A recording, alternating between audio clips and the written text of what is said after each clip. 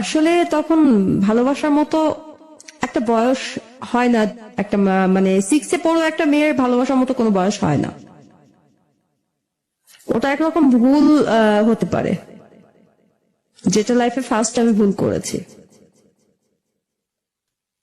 Class 6-এ? হ্যাঁ। কিভাবে হলো সম্পর্কটা সেটা? সম্পর্ক বলতে আমি তখন মানে ভালোবাসা মানে এই সব কিছুই বুঝতামও না, আর তখন ভালোবাসিও নি। বিয়ের পরে একরকম, তার প্রতি আমার আস্তে আস্তে ভালোবাসাটা হয়। ও আমাদের বাসা হচ্ছে মানে মাঝখানে একটা গলি, এই পাশে 2 তলা আমাদের বাসা, ঢাকা খিলগাঁওতে তখন। আচ্ছা। আর ওই পাশে ও 4 তলায় থাকে। ও হয়তো ফ্রেন্ডদের নিয়ে থাকতো। তো আমি একদিন বারান্দায় দাঁড়িয়ে চুল আসলাচ্ছি আর মানে গান টান গাইতেছি। আমি একটু চঞ্চল টাইপের ছিলাম। তাকায় দেখি, উপরের দিকে তাকাইছি, দেখলাম একটা ছেলে তাকায় আছে আমার দিকে 4 তলায়, মানে এক ধ্যানে তাকায় আছে আর মিট মিট করে হাসতেছে। তো আমি কেমন বাজে লাগলো, আমি নিচের দিকে তাকাইলাম। ধর ওইদিকে তাকাবোই না, নিচে তাকায় দেখি ওই ছেলেটাই। কিরে ব্যাপার কি? এবার আবার উপরে তাকাইলাম, হ্যাঁ আছে। কাহিনী কি, মানে নিচেও যে ছেলেটা, উপরেও সেই ছেলেটা। এখন আমি জাস্ট চেহারাটা মিলাচ্ছি যে এটা কি করে সম্ভব হয়। আমি জোর দিয়ে ঘরে আসছি, এসে ভাবিকে ডাক দিয়ে নিছি। ভাবি দেখে যাও একটা মজার জিনিস। কয় কি? আমি মানে ভাবিকে দৌড় দিয়ে যখন ডাকতে আসছি, নিচে যে ছিল ও চলে গেছে। আচ্ছা। ও আমার দিকে তাকায় ছিল। ওরা দুইজনে আমাকে পছন্দ করতো, বাট আমি তো আর জানি না। ওরা দুইজন মানে আমাকে বলছে বন্ধু, এখন জানি না বন্ধু কিনা। তো আমি ভাবিকে ডেকে নিয়ে যখন দেখাইলাম, ভাবি দেখো ওই উপরে যে ছেলেটা তাকায় আছে এদিকে, ওই ছেলেটা মানে সেম চেহারা, নিচে একজন দাঁড়ানো। কই কই নিচে কেউ নাই তো। ও বুঝছি ব্যাপার, তুই আমার আসলে পছন্দ কর, মানে আমাদের পছন্দ হয় কিনা এটা দেখানোর জন্য ডাইকে আনছো না। ফাইজলামের বুদ্ধি মাথা থেকে ছাড়ো। হাসতে হাসতে ভাবি চলে আসলো। আমি তো ভাবি কি বলতেছে, এই কি বলে না বলে, এসব ছেলে পাত্তা আছে আমার কাছে। আর মানে আমি তখন মানে কারোর সাথে কোনো কথা বলা ভালো লাগতো না ব্যাপারটা। এমনি সবার সাথে যেমন ইজি এইভাবে কথা বলতাম। তো প্রতিদিনই দেখা যায় যে আমি আমি কখন কখন ওইদিকে যাই, মানে বাসার ছাদে যাই, আমাকে ফলো করে। দুইজনই আমাকে একসাথে ফলো করে। ও বেশি ফলো করে হচ্ছে আমার হাজবেন্ড। ওই উপরে যে ছিল ও, ওর নাম হচ্ছে সোহেল। ওকে। তো একদিন আমার স্কুলের সামনে এসে প্রায় কিছুদিন এভাবে ফলো করতে আসছে, মানে সরাসরি দেখা হয় না আর কিছু বলতে পারে না। তো একদিন স্কুলের সামনেও একটা গাড়ি নিয়ে আসে। আমি স্কুল থেকে বের হয়েছি, তো গাড়ির গেটটা খুলে দিয়ে বলতেছে ও ভিতরে বসা। বলতেছে আপনি একটু উপরে উঠে মানে ভিতরে উঠে আসেন আপু, আপনার সাথে 2টা কথা আছে। বললাম তাহলে গাড়িতে উঠতে হবে কেন, আপনি নামেন। পরে বলতেছে আমি নামবো না আপু, এখানে তো আপনার স্কুল, এটা আমি জানি। আপনি আমাকে চিনছেন, আপনার বাসার সামনের বাসাটাই তো আমার, ভয় পাচ্ছেন কেন? আর আমি জাস্ট সামনে যেখানে একটু ফাঁকা আছে, অন্য কোনো লোক আছে, আপনার বান্ধবীরা নেই, এখানে নিয়ে কথা বলবো, না হলে আপনার বান্ধবীরা আপনার বাবা মাকে বলে দিতে পারে, উল্টাপাল্টা একটা ভেজাল হয়ে যাবে। আচ্ছা ঠিক আছে, কি বলবেন, এত কি কথা আছে? বলতেছে না আপু জাস্ট 2 মিনিট আপনি চলেন, একটু সামনে যাই আপনি চলে আসেন। আচ্ছা ঠিক আছে। বললো যে আপনার হাতও স্পর্শ করবো না, ভয় নাই, এটা সেটা। উঠলাম ঠিকই, আমাকে আর কিছুই বল নাই, গাড়ির ভিতরে আর কোনো কথাও হয়নি। নামার পরে ও আমাকে নিয়ে গেছে কোথায়, এটা কাজী অফিস ছিল। আমি তো অবাক হয়ে গেছি, একটা রুম, বাসার মতো আর কি। ভিতরে ঢুকলাম, দেখলাম একজন হুজুর বসা, সামনের টেবিলের উপরে খাতা টাতা কি কি নিয়ে মানে কাগজপত্র নিয়ে বসে আছে। 2টা মেয়ে ছিল, 3টা ছেলে ছিল। তো আমি জিজ্ঞেস করলাম আপনি কি বলবেন বলছিলেন, সামনে বইলা সামনে সামনে করতে করতে এখানে আসলেন, এখন তো কিছু বলেন না এই পর্যন্ত, কি হয়েছে? তো বলতেছে আমি তোমাকে ভালোবাসি, তুমি বাসো কিনা আমার জানার দরকার নেই, যেদিন বাসবা সেদিন তুমি আমার সাথে সংসার করো, সমস্যা নেই। কিন্তু তুমি আমাকে ভালোবাসার আগে আমি তোমাকে পেতে চাই। বললাম, মানে এটা কেমন ধরনের কথা? বলতেছে তুমি আমাকে বিয়ে করো, এখানে জাস্ট এটা কাবিননামা, এখানে সই দিয়ে দাও আর কবুল বলো, তোমার বাসায় তোমাকে পৌঁছে দিচ্ছি, তুমি চলে যাও। জাস্ট আমার সাথে কন্ট্যাক্ট রেখো ও যোগাযোগটা রেখো, এইটুকু বলবো। তুমি যেদিন তুমি ইচ্ছে করো যে হ্যাঁ আমি এখন আপনাকে আমার ভালো লাগে, আমি সেদিনই তোমাকে আমি হাজবেন্ডের দাবি নিয়ে তোমার সামনে দাঁড়াবো। আমি তো না, এটা হতে পারে না, আমি কেন আপনাকে বিয়ে করবো, এটা সেটা আমি মানতে চাচ্ছি না দেখে। আর ওইদিকে আমার বাসায় তো যেতে দেরি হচ্ছে, আমার বাবা তো আমার আম্মুকে মেরেই ফেলবে একরকম। আমাকে এতটা ভালোবাসে, আমাকে এক পলক না দেখলে আব্বু থাকতে পারে না। তো আমি চিন্তা করতেছি আমার বাসার কথা, আর ও আমার এইখানে আটকায় রাখছে যে বিয়ে না করে এখানে সাইন না দিলে আমি বেরোতে পারবো না। ও কান্নাকাটি করতেছে, হাত টাত কেটে ফেলার জন্য করতেছে, ঠিক আছে, বোতল একটা ভাঙে হাত কাটার জন্য চেষ্টা করতেছে, সবাই ধরে রাখছে।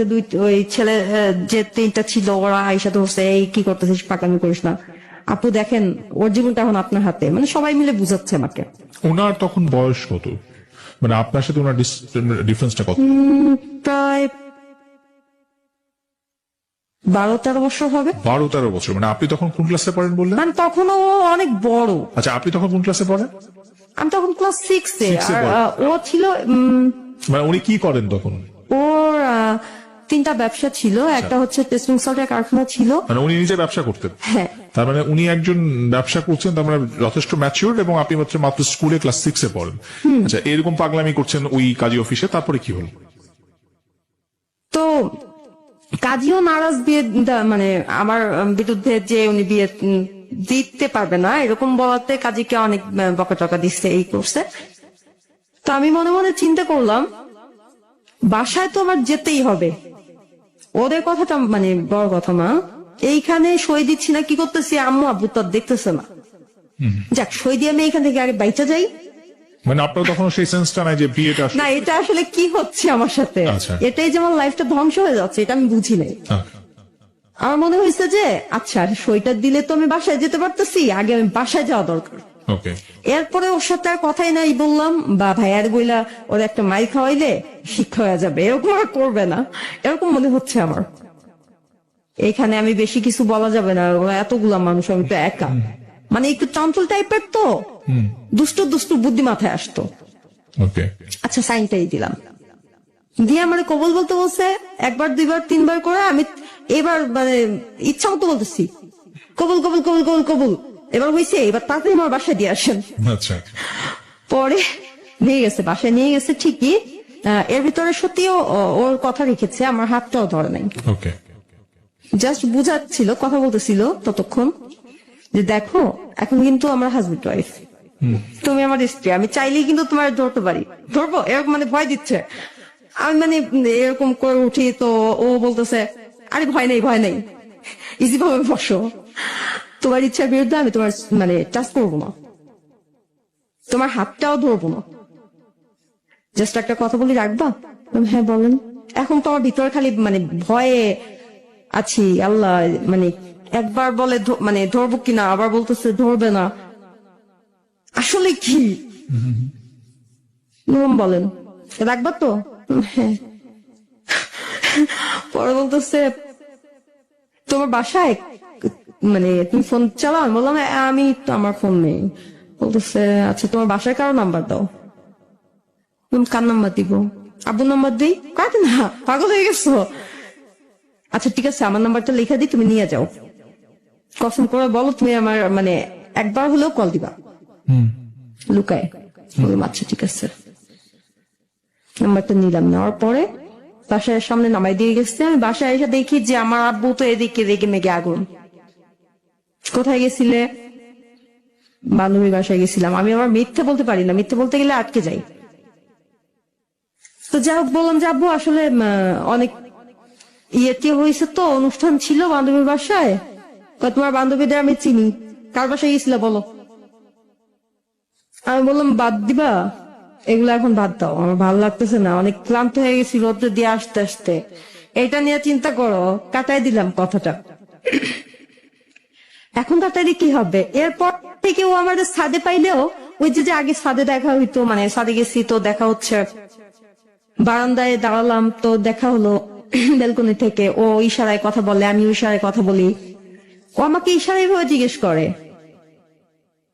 তোমার আমার রিলেশনটা, আমাদের যে বিয়ে হয়েছে এটা তোমার আব্বুকে বলছো, বাসায় সবাইকে জানাইছো, সবাই কি জানে? আমি বলি না, পাগল নাকি, আমারই ধরে ভাঙবে। তো এভাবে চলতেই থাকে। তো এক পর্যায়ে ও 2-3 মাস পরে মানে ও প্রতিদিনই আমাকে বলে যে দেখো তুমি না বললে কিন্তু আমি চলে আসবো বাসায়, আচ্ছা আমি একদম কাবিন নামাটা সব নিয়ে তোমার আব্বুর সামনে শো করবো, তখন কি হবে দেখো। আমি তখন মানে হাত জোর করে মাপ চাই, প্লিজ আর একটু, আর কয়েকটা দিন বইলো না কাউরে, মানে এইভাবে বুঝাই। এরকম করতে করতে একদিনও সত্যি চলে আসছে, 3 মাসের মতো হয়েছে, এরকম হয়েছে। এতদিন আর আমাদের মানে সরাসরি এইভাবে দেখা হয় নাই। ও 3 মাস পরে কি করলো, আমাদের বাসায় চলে আসছে, আব্বুর ড্রয়িং রুমে আব্বুর ফ্রেন্ড নিয়ে কথা বলতেছে, আমি তো আমার রুমে পড়তেছি। ও এসে যখন আব্বুর রুমে বসছে সালাম দিয়ে, আমি তো কণ্ঠ শুনে চিনে ফেলছি, কি দিয়ে দেখলাম, হ্যাঁ এখন তো আমার ভিতরে কাপ শুরু হয়ে গেছে, মানে কি হইলো, এটা কি হইলো, এখন কি হবে। ও যা বলবে আব্বু কি তাই বিশ্বাস করবে নাকি আমার কথা শুনবে? তো সবাই চলে যাচ্ছে, ও যাচ্ছে না, কিছু বলতেছেও না। তখন আব্বু জিজ্ঞেস করলো যে বাবা তুমি কিছু বলবা, কি জন্য আসছো, কি ব্যাপার, তুমি কি আমাকে চেনো আগে থেকে? বললো হ্যাঁ চিনি। বললো কে আমি, বলো তো তোমার নাম কি? বললো আমার নাম সোহেল। আসলে আপনি কে সেটা বড় কথা না, আপনি আপাতত আমার শ্বশুর। হে বেয়াদব ছেলে, তুমি এগুলো কি শুরু করছো, এটা কি বলো, পাগল হয়ে গেছো তুমি, এটা পাগলা কারদ না, বের হো। এ কে ঘর ঢুকতে দিছিস কেন, বের কর। ফালতু ছেলে পেলে মানে দেখলে যাকে দেখবে আমার অনুমতি ছাড়া ভিতরে ঢুকাই নিবি, রাস্তার সব ছেলে পেলে বাড়িতে নিয়ে আয়। ও বলতেছে না আমি রাস্তার ছেলে না, কথা যা বলবেন বুঝা বললেন, মানে একরকম বেয়াদবি শুরু করে দিচ্ছে, এটা তো অবশ্যই বেয়াদবি। বলতেছে দেখেন আপনি আমার কথা যদি বিশ্বাস না করেন আমি পেপারস দেখাতে পারি, আচ্ছা আমি কাবিন করে আপনার মেয়েকে 5 লাখ টাকা কাবিন দিয়ে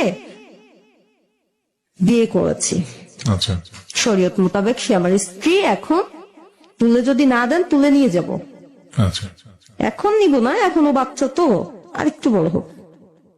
জাস্ট আপনাকে জানাইতে আসলাম, আপনি কি করবেন না করবেন জানতে আসি নাই।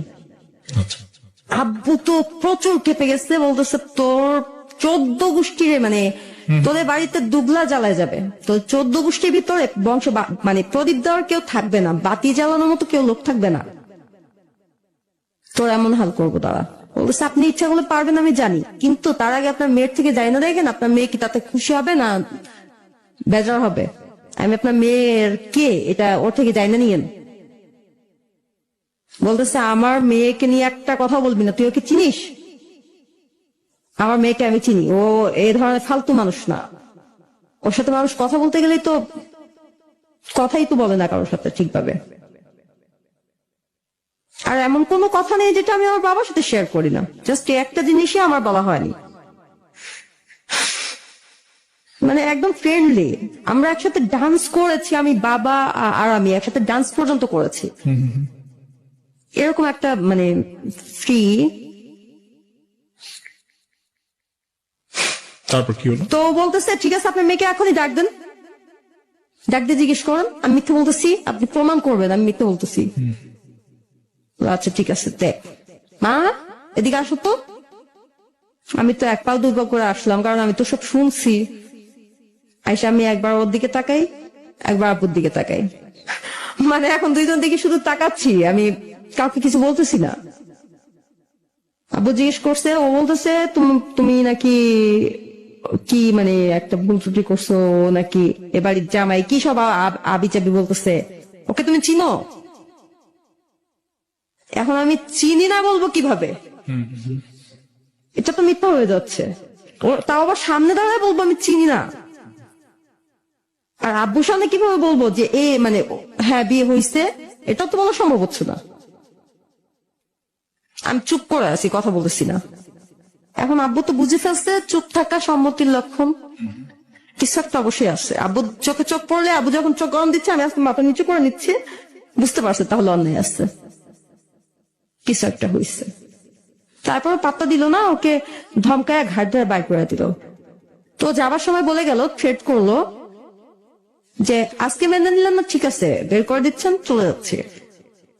বিয়ে যখন করছি, সংসার আমি ওর সাথেই করবো। ও আমার বউ নামে না, কাজেও হবে, ও আমার বাড়িতেও যাবে, আমার ঘরেই থাকবে, আমার ঘরই করবে। বাবা মার মানে ততদিন অধিকার থাকে যতদিন বিয়ে না হয়। এখন ওর প্রতি অধিকার সব আমার, আপনাদের কারো না। বেশি অধিকার খাটাইতে চান না। আইন আপনারা চিনেন, আমিও চিনি। এখন চলে যাচ্ছি, তবে আমি আবার আসবো, একবারই আসবো ওকে নিতে। তো বইলা চলে গেল। এখন আমি ও চলে যাওয়ার পরে আমি আস্তে করে আসছি আব্বুর সামনে, ভাবলাম যে আব্বুকে জানাই বিষয়টা, যেটা হয়েছে, যে না এটা এটা হয়েছে আমার সাথে। আমি বলার চেষ্টা করলাম, আমি জাস্ট ডাক দিছি আব্বু। আব্বু চোখ বন্ধ করে একটা থাপ্পড় দিল, দিয়ে অন্যদিকে ঘুরে দাঁড়াইছে, দাঁড়ায় বলতেছে, আলেয়া আমার মাকে ডাক দিল, তোমার মেয়েকে বলো আমার সামনে থেকে সরে যেতে, আর ওই নামে যেন ও আমাকে না ডাকে। অনেক সাধনা করছিলাম আল্লাহর কাছে, অনেক কান্নাকাটি করছিলাম, আল্লাহ মানে পরপর 3টা ছেলে দিছো, আমার ঘরে মেয়ে নাই, বংশের মধ্যে সবার মেয়ে আছে, আমার মেয়ে নাই, আমার ঘরে তুমি একটা মেয়ে দাও, একটা মেয়ে দাও। যদি জানতাম আমার ঘরে এমন কেউ আসবে, আল্লাহ আমার এত কান্নার পরে এমন কাউকে দিবে যে আমার মানির চুটটা পর্যন্ত বুঝবে না, রাখতে পারবে না। সে প্রেম করা শিখে গেছে ক্লাস 6-এ। বাবা, যে চন্দ্র সূর্যের চেহারা দেখে না, মানে ঘর থেকে যে বের হয় না, স্কুল আর কোচিং তাও কিনা যথেষ্ট গার্ড মানে দেওয়া হয়, আমার ভাইয়াদের মানে আমার সাথে পাঠায়, আবার নিয়ে আসে স্কুল ছুটি হইলে। সেক্ষেত্রে এরকম মানে হয়ে যাচ্ছে, সে তো অনেক পথ চলা শিখে ফেলছে। যাই হোক, ওকে বলে দাও যতদিন ও মানে ও যেন আর জীবনে যতদিন বাইচা থাকে, আর আমি যতদিন বাঁচি। তো এটা বলার পরে যে কি হয়েছে আমার সাথে সেটা শুনলো না, শুনলে বুঝতে পারতো। চলে আসলাম আমিও রাগ করে, কান্না করতে করতে আমার রুমে কান্না করলাম অনেক। 2 দিনের মতো এরকম আমরা বাপ বেটি মানে কেউ কারো মুখ দেখি না, কথা বলি না, একই বাড়ির ভিতরে একই ঘরের ভিতরে, কিন্তু যে যার যার রুমে। আমি যদি ডাইনিং রুমে যাই, আব্বু জিজ্ঞেস করে উনি কোথায়, তিনি কি ডাইনিং রুমে আছেন? যদি মা বলে জি হ্যাঁ আছেন, তো বলে ঠিক আছে, উনি চলে গেলে বললেন আমি পানি খাবো, আমি যাবো ডাইনিং রুমে, আর নাহলে তুমি নিয়ে আসো, পানি নিয়ে আসো। বাট এই যে আপনার বাসা থেকে টোটালি মুখ দেখা দেখি বন্ধ। আপনার বাসা থেকে কি কোনো রকমের ইনিশিয়েটিভ নেওয়া হয়নি? মানে এই ঘটনাটার পরে আপনার সাথে কথা বলছেন না, কিন্তু এই যে একটা ছেলে এলো বাড়িতে এই ধরনের কথাবার্তা বললো, এটা নিয়ে আপনার ফ্যামিলি কোন রকম? আমার ফ্যামিলি বলতে কি, আমার আব্বুর সামনে দাঁড়িয়ে কথা বলার মতো এমন কাউকে আমি মানে জাস্ট ফ্যামিলি না, কাউকে দেখিনি। আচ্ছা। গোপালগঞ্জ, আমাদের গ্রামের বাড়ি হচ্ছে গোপালগঞ্জ। আচ্ছা, কিন্তু আপনার মানে এই যে একটা ছেলে এসলো বললো, মানে এ নিয়ে কোনো কিছু আর তিনি করেন নাই? আর মানে ওই ছেলেকে খুঁজে বের করা বা কেন এলো, কিভাবে বিয়ে হলো? যেখানে আমার বাবা ছিল কি ন্যায় নীতিবান লোক, তো মানে আর তার প্রচুর রাগ ছিল। সে গোপালগঞ্জে সে নিজেও আওয়ামী লীগ করতো, তারপরেও শেখ সেলিমের সাথে একটা সেলিম আঙ্কেলের সাথে একটা দ্বন্দ্ব হওয়া,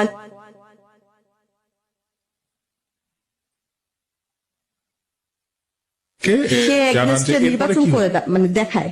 এরপরে কি হলো? এরপরে যাই হোক, তার সামনে তো কেউ কথা বলা সাহস পায় না, আম্মু না ভাইয়া দাও না, সে যা বলে তাই, তাকে কেউ কারো কিছু বলতে হবে না, তার সাথে আমি কথা বলবো না, এটাই হচ্ছে তার শাস্তি। আসলে এটার চেয়ে বড় শাস্তি যে আমার কাছে কিছু নেই, কারণ আমার লাইফে আমি বাবাকে যতটা ভালোবাসি আর বাবা আমাকে যতটা ভালোবাসতো এটা বলার মতো না। একদম শিশুবেলা থেকেই মানে বাচ্চারা যখন এই যে 2-2.5 বছর বয়সে তো মায়ের কাছেই বেশিরভাগ থাকে, আমি আমার বাবার কাছে থাকতাম, এতটা ভালোবাসতো আমাকে। এখন তার থেকে বিরত থাকাটা আমার কাছে অনেক কষ্টের ব্যাপার না?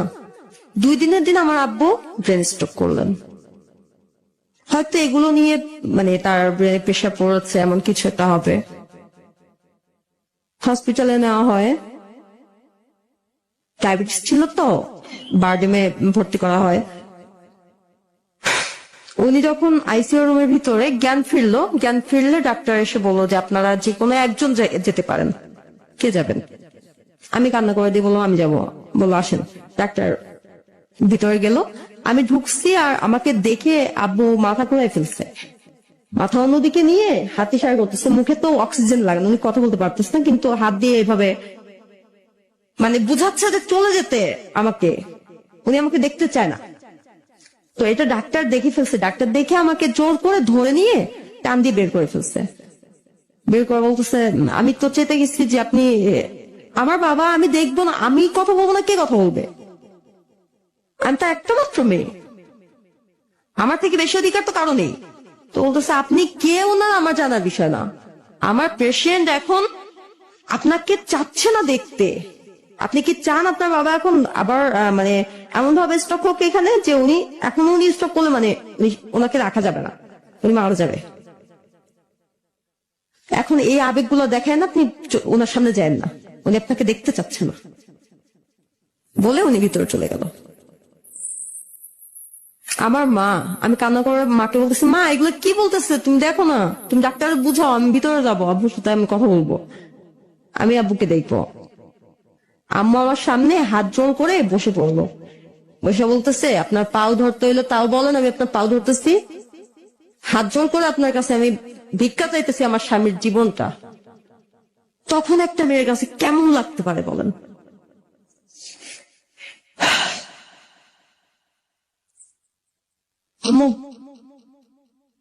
আম্মু আমাকে বলতেছে যে তার স্বামীর জীবন, আমার বাবা না, তার স্বামী বলতেছে যে আমার স্বামীর জীবনটা আপনি ভিক্ষা দেন আমারে, আপনি বাসায় চলে যান, এখানে থাকেন। যা করছেন নাটক, বহুত নাটক দেখাইছেন, যার জন্য এখন লোকটা এখানে শুয়ে থাকতে হচ্ছে, মৃত্যুর সাথে লড়তেছে, আর এখন আপনার সামনে যায় আপনি তাকে শেষ করে দিয়েন না। আমি তাকে হারাইতে চাই না, আমার ছেলেরাও তাকে হারাইতে চায় না। আমি চলে আসলাম, কান্না করতে করতে চলে আসলাম, আর ভাবলাম যে যার জন্য এত কিছু হলো ওর আজকে খবর আছে, আমি আজকে ওকে মারবো, নাহলে নিজে মরবো। ফোন দিলাম, আপনি কোথায়? আমি বাসায়। বললাম আমি আসতেছি, আপনার আজকে খবর আছে, আপনাকে মেরে ফেলবো আমি, আপনার জন্য আজকে আমার বাবা হসপিটালে। এইটা করলাম আমি দ্বিতীয় ভুল। দ্বিতীয় ভুল বলতে ওই ভুলটার তুলনায় এই ভুলটা আরো বড়। আমার বোঝা উচিত ছিল আমি একটা মেয়ে মানুষ, আমি গেলেই তাকে গলা চেপে ধরে মেরে ফেলতে পারবো না। রাগের মাথায় অনেক কিছু ভাবা যায়। হ্যাঁ আমি চাঁদে চলে যাব, যাওয়াটা সম্ভব না, যেতে হলে ততটুকু অর্জন করে যেতে হবে। গেলাম, যাওয়ার পরে আমি তো বকতেছি, বকাবকি করতেছি, গিল ঘুষিয়ে দিতেছি, তাতে তোর কিছু হচ্ছে না। এখন সেটা বুঝি, তখন বুঝি নাই। বাট ও যেটা মানে করলো সেটা হচ্ছে একরকম আমাকে বুঝাচ্ছিল, মাথায় হাত দিয়েছে, ঠান্ডা হও, শান্ত হও, বসো, তুমি স্থির হও, তুমি আমার মারবা, আচ্ছা মারো, আরো বেশি মারো, কিন্তু স্থির হও, মানে ঠান্ডা হও।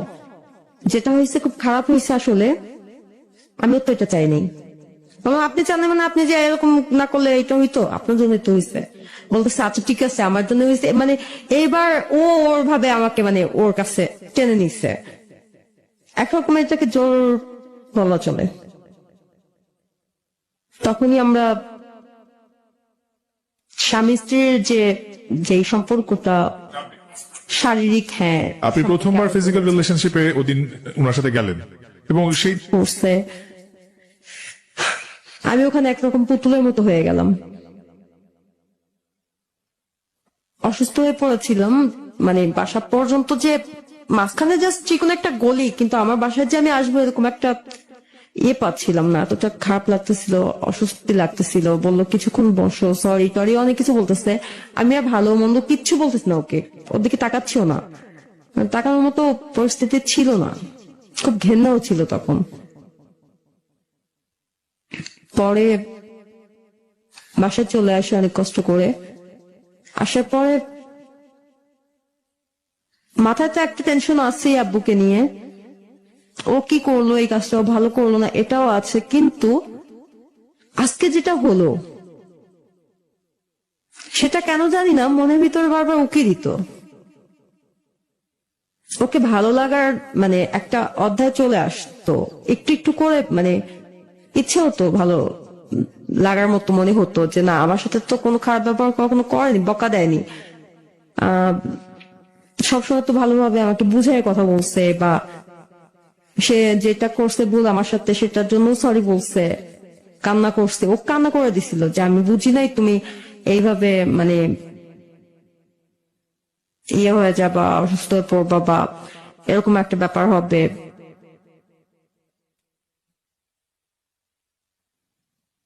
তো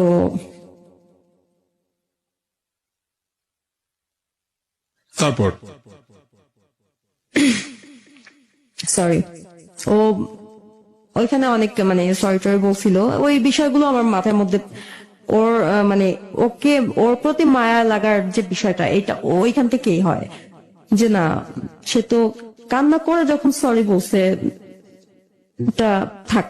মানে সে কান্না করে সরি বলেছে, সাথে কি বাবার প্রতি একটু রাগ হচ্ছিল যে বাবা আমার কথা শুনছে না বা বাবা আমাকে দেখতে যাচ্ছে, এরকম রাগ রাগ হচ্ছিল? দুজনের প্রতি হচ্ছে, ওর প্রতি তো হচ্ছে যে ও বাসায় যে এটা কেন করলো, আচ্ছা যা বলার আমাকে বলতে পারতো। আচ্ছা, তারপরে কি হলো একটু আমরা আগাই, কারণ অনেকটা সময় চলে যাচ্ছে। হ্যাঁ ঠিক। তো এদিকে আব্বু সুস্থ হলেন, সুস্থ হওয়ার পরে বাসায় চলে আসতে, বাসায় আসলেও একই অবস্থা। সে আমার সাথে কথা বলতেই চায় না, সে আমার কোনো কথা শুনবেও না, বলবেও না। উনি মানে একরোখা ছিল তো, খুব জিদি মানুষ। আর আমি ওরকম এক ঘাটতারা, মানে ঠিক আছে নিজের বুঝ নিয়েই থাকো, শুনবা না, আমি আর কি বলবো। আমি আর বলি না। এদিকে আব্বু মানে ডাক্তার যা ওষুধ দিছে কিছুই খায় না, মানে সেও একরকম না খেয়ে না খেয়ে মানে নিজেকেই নিজে হয়তো শেষ করছে, টেনশন করে উল্টা পাল্টা। বর্ষখানিকের মধ্যে আব্বু মারা যায়। ওই দিনও আমাকে নিয়ে মানে একটা ফোনে কথা বলা নিয়ে আর কি, ওর সাথে কথা বলতাম ফোনে লুকায় লুকায়। তো ওই দিন আব্বু জেনে যায়, দেখে ফেলে। ওই দিন আবার স্ট্রোক করে। ওই দিন হসপিটালে নেওয়ার আগে আব্বু শেষ হয়ে যায়। তারপর বাবা চলে গেলেন পৃথিবী থেকে, আপনার মাথার উপর থেকে একটা বিশাল ছাদ চলে গেল। এরপর কি হলো? শুধু ছাদটা গেছে তাই না, সেই সাথে আমার সুখ, আমার হাসি, আনন্দ, ভালো লাগা, ভালোবাসার মানে আমার মানে ভালো যে দিকগুলো ছিল সবগুলোই হয়তো আব্বুর সাথে কবরে গেছে। ওকে। তারপর আমি প্রাণ খুলে একটু হাসতে পারিনি, অনেক চেষ্টা করি হাসার জন্য, কারণ বেঁচে থাকতে হলে আমাকে হাসতে হবে প্রাণ খুলে। এই জন্য জোর করে হাসি, হাসার চেষ্টা করি। এখন আমি হ্যাপি আছি। ওকে, তারপরে কি হলো? তো আব্বু মারা যাওয়ার পর বাড়িতে চলে গেলাম, সবাই বাড়িতেই মানে আব্বুর কবর দেওয়া হলো গোপালগঞ্জে। আম্মু আমাকে মানে মানে কেউই আমাকে সহ্য করতে পারতেছে না, দাদা ভাই, মেজো ভাই, ছোট ভাই, তিন ভাইয়ের এক বোন তো আমি। তিনো ভাই আমার কাছে এসে বলতেছে, আপনি আমাদের মানে ঢাকা যে বাসাটা, আপনি ওই বাসায় যায়েন না, আপনার তো এখন বাসা মানে অভাব নেই, আপনার তো স্বামী আছে, সংসার আছে, আপনি চলে যান, বা যা করবেন আপনার যেখানে ইচ্ছা আপনি চলে যান, আপনাকে আমরা কেউ চাই না, আপনার জন্য আমরা বাবা হারাইছি, আমরা এতিম হয়ে গেছি আপনার জন্য, আপনি আমাদের এতিম করে দিচ্ছেন, আপনাদের আমরা কেউ চাই না। আমি মানে দৌড় দিয়ে যে আম্মুর কাছে বলতেছি, আম্মু কি বলে, ওরা কি বলতেছে এগুলা, ওরা বাবা হারাইছে, আমি কি হারাই নাই, আমার কি হারাই নাই, আমি কি এতিম হই নাই, আমি কি আব্বুরে জোর করে গলা টিপে মারছি, আমার কথা তো আব্বু শুনেই নাই। এখানে দোষ আমার ছিল না, আম্মু আমার থামাই দিল, বললো দোষ আপনি করেন নাই, দোষ করছে আমি পেটে নিয়ে। আমার ভাইয়াকে ডাক দিয়ে বললো যে ওনারে বলেন চলে যাইতে, ওনার কিছু লাগলে নিয়ে যেতে বলেন, যা দরকার সব নিয়ে যাক। আমার স্বামীর তো খাইছে, আমার স্বামীরে খেয়ে কি ওনার মানে মনের ইয়া মিটে নাই? আর কত কি দেখতে চায়, আরো কত কিছু দেখাবে সে। চলে যেতে বলেন। আমি যার জন্য আজকে সাদা কাপড় পরছি আমি তাকে দেখতে চাই না, তার সাথে আমার কোনো কথা থাকতে পারে না। আমার ভাইয়াদের বলতেছে আমাকে চলে যেতে বলতে। চলে আসলাম বের হয়ে। চলে আসার পরে ও না, এটা ঢাকায় মানে 4 দিনের মিলাদ শেষ করে যখন ঢাকা আসা হয় তখন এই ঘটনা। খিলগাঁওতে বের হইলাম, বের হওয়ার পরে ও ফোন করছে। ফোন দিলে আমি বললাম যে আপনি আর কি চান? আমি তো এখন রেল লাইনের দিকে যাচ্ছিলাম, আত্মহত্যা করা ছাড়া আমার কাছে আর কোনো পথ নাই। আপনার আরো কি কি ইচ্ছা আছে আমার প্রতি, যে যেটা মানে আরো কত কিছু আপনি আমার থেকে কাইরা নিতে চান বলেন? বাবা তো দুনিয়া থেকে হারাই গেছে, যাকে আর কোনোদিনও হাতে পায়ে ধরেও ফিরে আনা সম্ভব না। মা ভাই 3 জন, মানে আমার ফুল ফ্যামিলি, সমস্ত কিছু আমার থেকে মুখ ঘুরাই নিছে। সবকিছু আমি হারাই ফেলছি আপনার জন্য। আমার লাইফে কিচ্ছু হারাইতে বাকি নাই। আরো কি কি চান বলেন? মৃত্যুর আগে আপনার সবগুলো পূরণ করেছে, আপনার ইচ্ছাগুলো পূরণ করবো বলেন। বলতেছ তুমি কোথায় আছো এখন? বাসার সামনে। কোন দিকে যাবো আমার মাথায় কাজ করতেছে না, আমি কোথায় যাব? রেল লাইনের তলায় যায় পড়বো, নাকি কোনো সাঁতার তো জানি না, কোনো জলাশয়ে গিয়ে ঝাঁপ দিব? মানে আমি বুঝে পারতেছি না আমি কি করব, নাকি কোনো ওভারব্রিজের উপরে যে লাফ দিব? কোনটা করলে বেটার হয়? মানে কোনটা করতে গেলে আমাকে লোকজন ধরে বাঁচাবে না? কারণ আত্মহত্যা করতে গিয়ে যদি বেঁচে থাকা হয়, এর থেকে লজ্জাজনক আর কিছু নেই। তো সেখানে ও চলে আসলো। আসার পরে ও আমাকে সাথে নিয়ে, সিলেটে ওর মা বাবা সবাই থাকে, কুমিল্লাতে ওদের মেন বাড়ি, তো সিলেট নিয়ে চলে গেল। ও আমাকে বুঝাচ্ছে, দেখো যা হয়েছে আসলে মানুষের হায়াত না থাকলে মানুষ বাঁচে না, এটা একটা অছিলা ছিল, মানে এইসব বুঝাচ্ছে। আম্মু ভাইয়ারা আজকে মানতেছে না, কালকে ঠিকই মেনে নিবে, একদিন না একদিন তো ঠিকই মানবে। আর এই বাড়িটা তো তোমারই, এখন যেখানে নিয়ে যাচ্ছি এটা তো আমার বাড়ি বলতে তো তোমারই, আমার জাস্ট তো সবই তোমার। আব্বা আম্মা তো জানে না আসলে, ওনারা হয়তো একটু রাগ হইতে পারে, তুমি কোনো মুখের উপরে কোনো কথা বললো না, তোমার তো অনেক রাগ, একটু সামলায় নিও। আমি তো আসলে রাগটা, ও জোর করে আমার রাগ উঠাইছে, আর আমি বেয়াদব না। তো বাবা মার মুখে আমি কেন কথা বলবো? আমাকে তো বেয়াদব বানায়নি আমার বাবা মা। তো ওখানে যাওয়ার পরে অনেক কিছু হলো, অনেক সিনক্রেট করলো, মেনে নিবেই না, তারপর নিল মেনে। এক পর্যায়ে ফ্যামিলিতে সবাই অনেক অত্যাচার করতো, সবার মানে এতগুলো মানুষ, সবার কাপড় চোপড় ধোয়া, মানে সবার কাজগুলো সব আমার উপর চাপাই দিত। শুধু তাই না, সেগুলো করার পরেও এটা হয় না, এটা এমনি করছো কেন, এটা এমনি করছো কেন। ছোট ননদের হাতে মার খাইছি। সে আমার থেকে বয়সে বড়, কিন্তু হিসাবে তো সে আমার ছোট।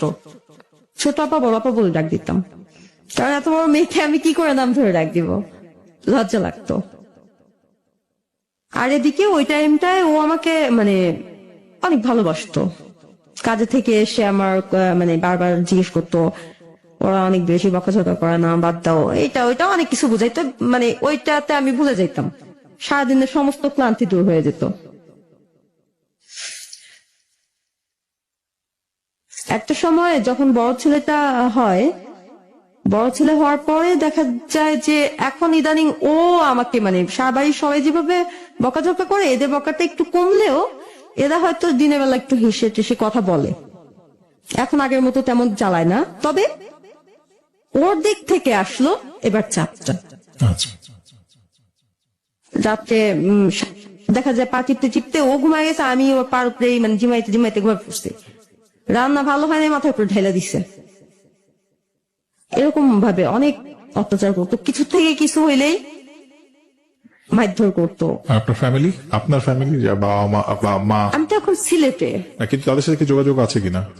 তারা কি যোগাযোগ? তাদের নাম্বার আমার কাছে ছিল, আমি মাঝে মাঝে ফোন দিতাম, ফোন দিয়ে কান্না করে বলতাম, মা তুমি শুনতে না চাইলে আমি জোর করে বলবো, একটু তোমার শুনতেই হবে।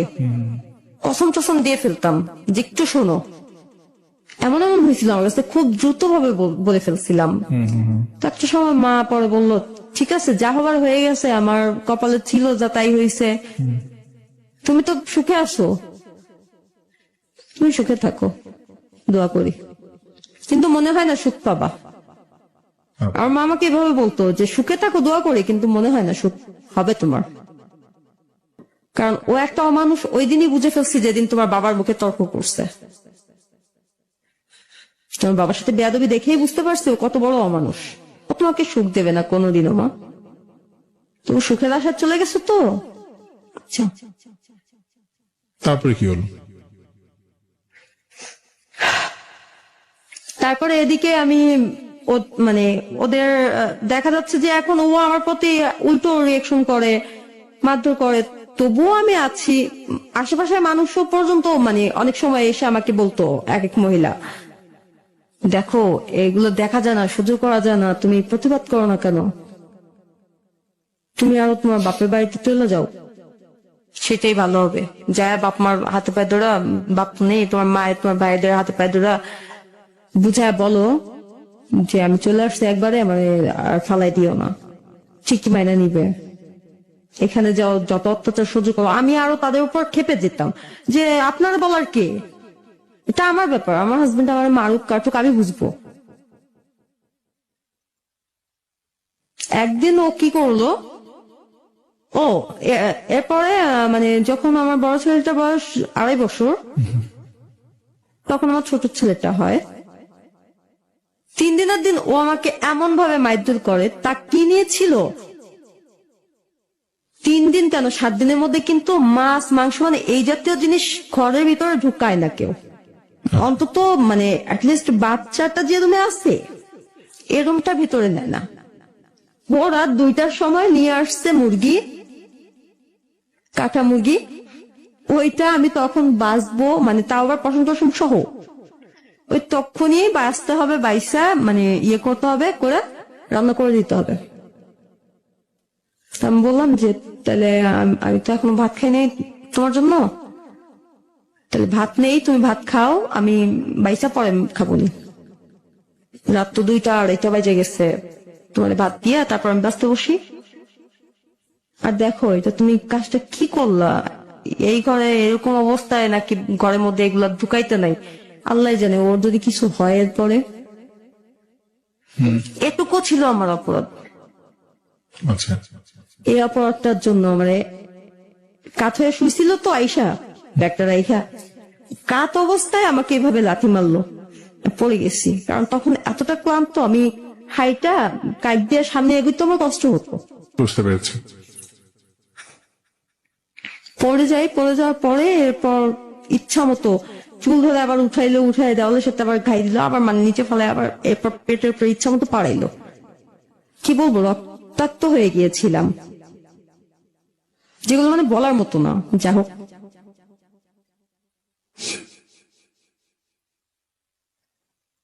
অনেক অত্যাচার সহ্য করেছি লাইফে, তবুও ভেবেছিলাম যে ওই তো আমার লাইফের ফার্স্ট মানে এমন কেউ যাকে আমি আমার বিয়ের পরে ধীরে ধীরে আমি ভালোবাসতে শিখেছি, যার মানে যে আমাকে জোর করে বিয়ে করলো, আমাকে ভালোবাসা আবার শিখিয়েছেও, যে আমাকে কোনো একটা টাইম ভালোবেসেছিল, আবার লাইফে ফার্স্ট কিনা একরকম বলা চলে রেফ। এটা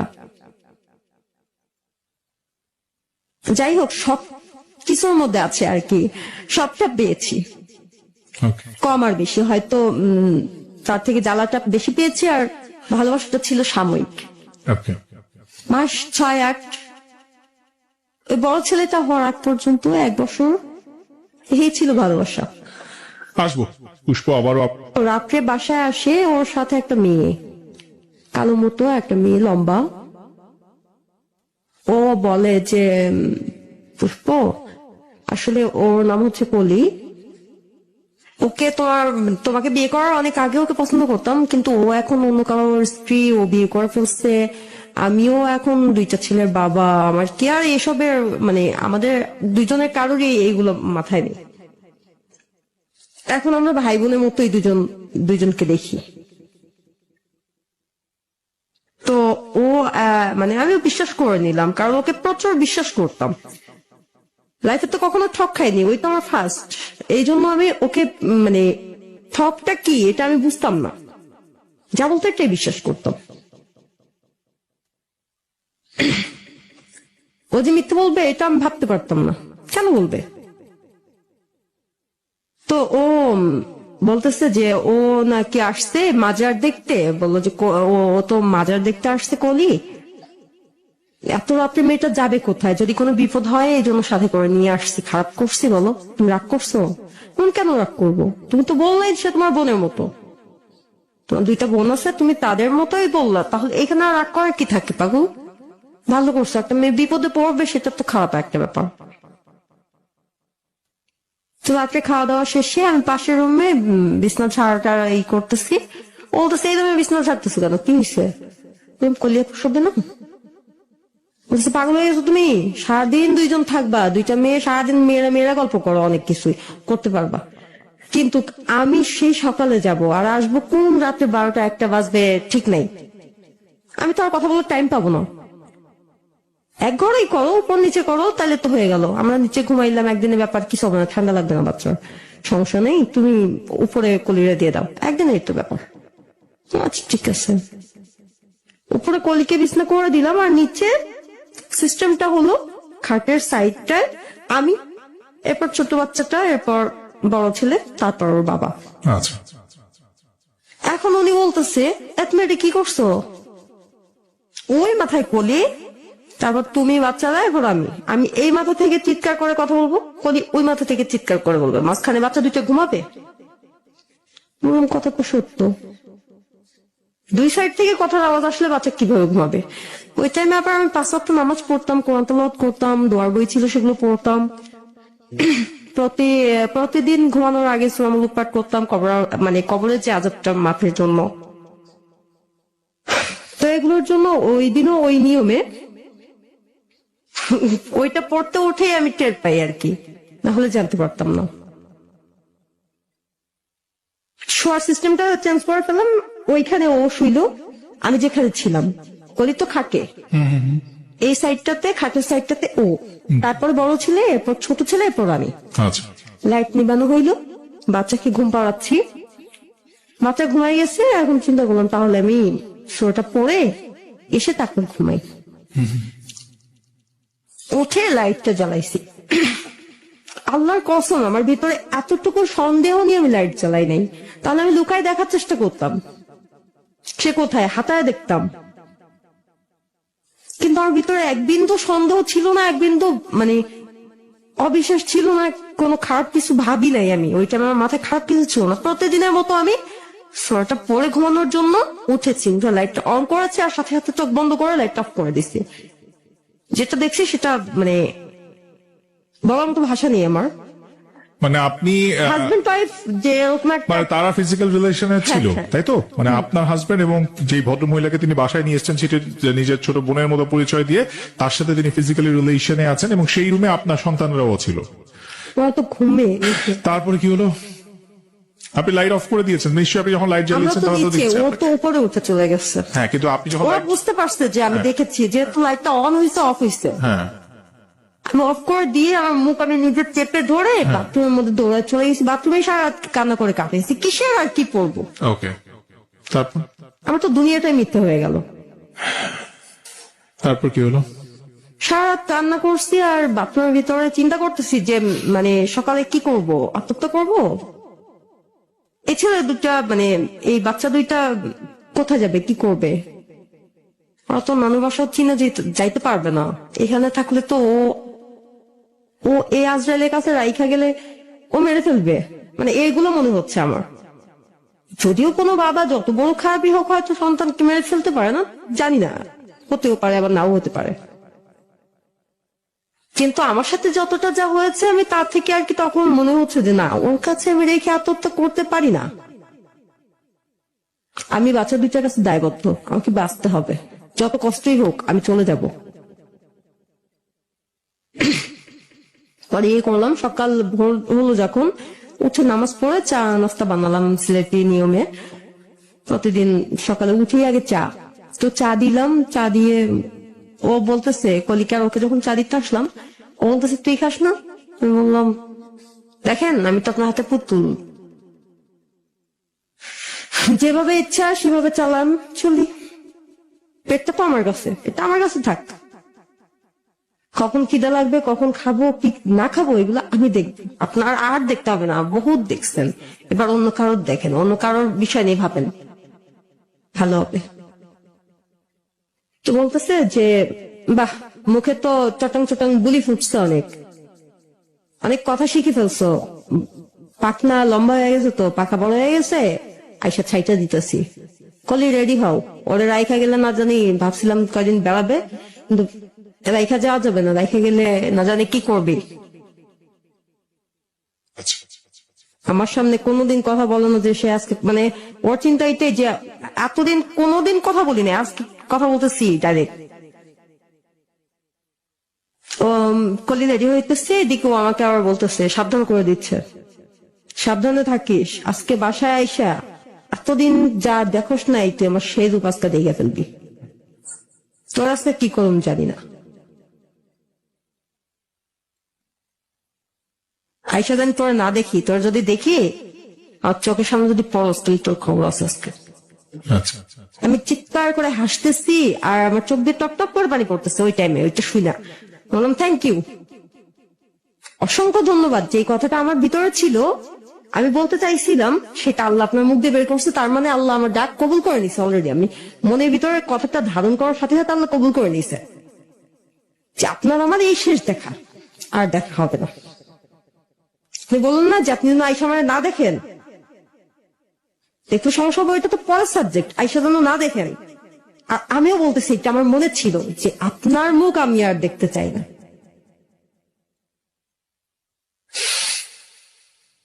আপনাকে মানে ভালোবেসে তার পরবর্তীতে ঘৃণা করে যদি আমার বেঁচে থাকা সম্ভব না হয়, আমি যদি আত্মহত্যা করতে বাধ্য হই, আমি যদি আপনার ভালোবাসার কাছে হেরে গিয়ে আপনার এত জঘন্যতম চেহারার কাছে, মানে এটা আমার মনে না থাকে, ওইটাই মনে থাকে, তাহলে তো অবশ্যই আমি হেরে যাব, আমি আত্মহত্যাই করব। একদিকে ঘৃণা একদিকে ভালোবাসা, দুইটা নিয়ে আমি বাঁচতে পারবো না। কাজেই তখন আপনি হয়তো ছেলেদের পাবেন না, হলে ছেলেদের মুখও দেখতে পারবেন না। আপনি এতদিন আমাকে যত যা দিচ্ছেন সবকিছুর একটা, মানে আজকে একবারে আমি আপনাকে শোধ দিচ্ছি, বলে গেলাম যে আর কোনোদিন আপনি আমার মুখও দেখবেন না, ওদের মুখও দেখবেন না। বাবা হয়েছেন ঠিকই, তবে বাবা ডাক আপনি শুনতে পারবেন না, এটাই হচ্ছে আপনার জন্য শাস্তি। বলে চলে আসলাম। ও চলে গেল, ও চলে যাওয়ার পরে আমি চলে আসলাম ওদের নিয়ে। কিচ্ছু আনিনি বাসা থেকে, একটা মানে বাচ্চার কাপড়ও নিয়ে আসিনি। কোথায় গেলেন? গোপালগঞ্জ যাওয়ার জন্য আপনার যে বাস স্টেশন, ওইখান থেকে হচ্ছে আপনার কি যেন ইউনিক কাউন্টারে গেলাম, ইউনিকে উঠলাম।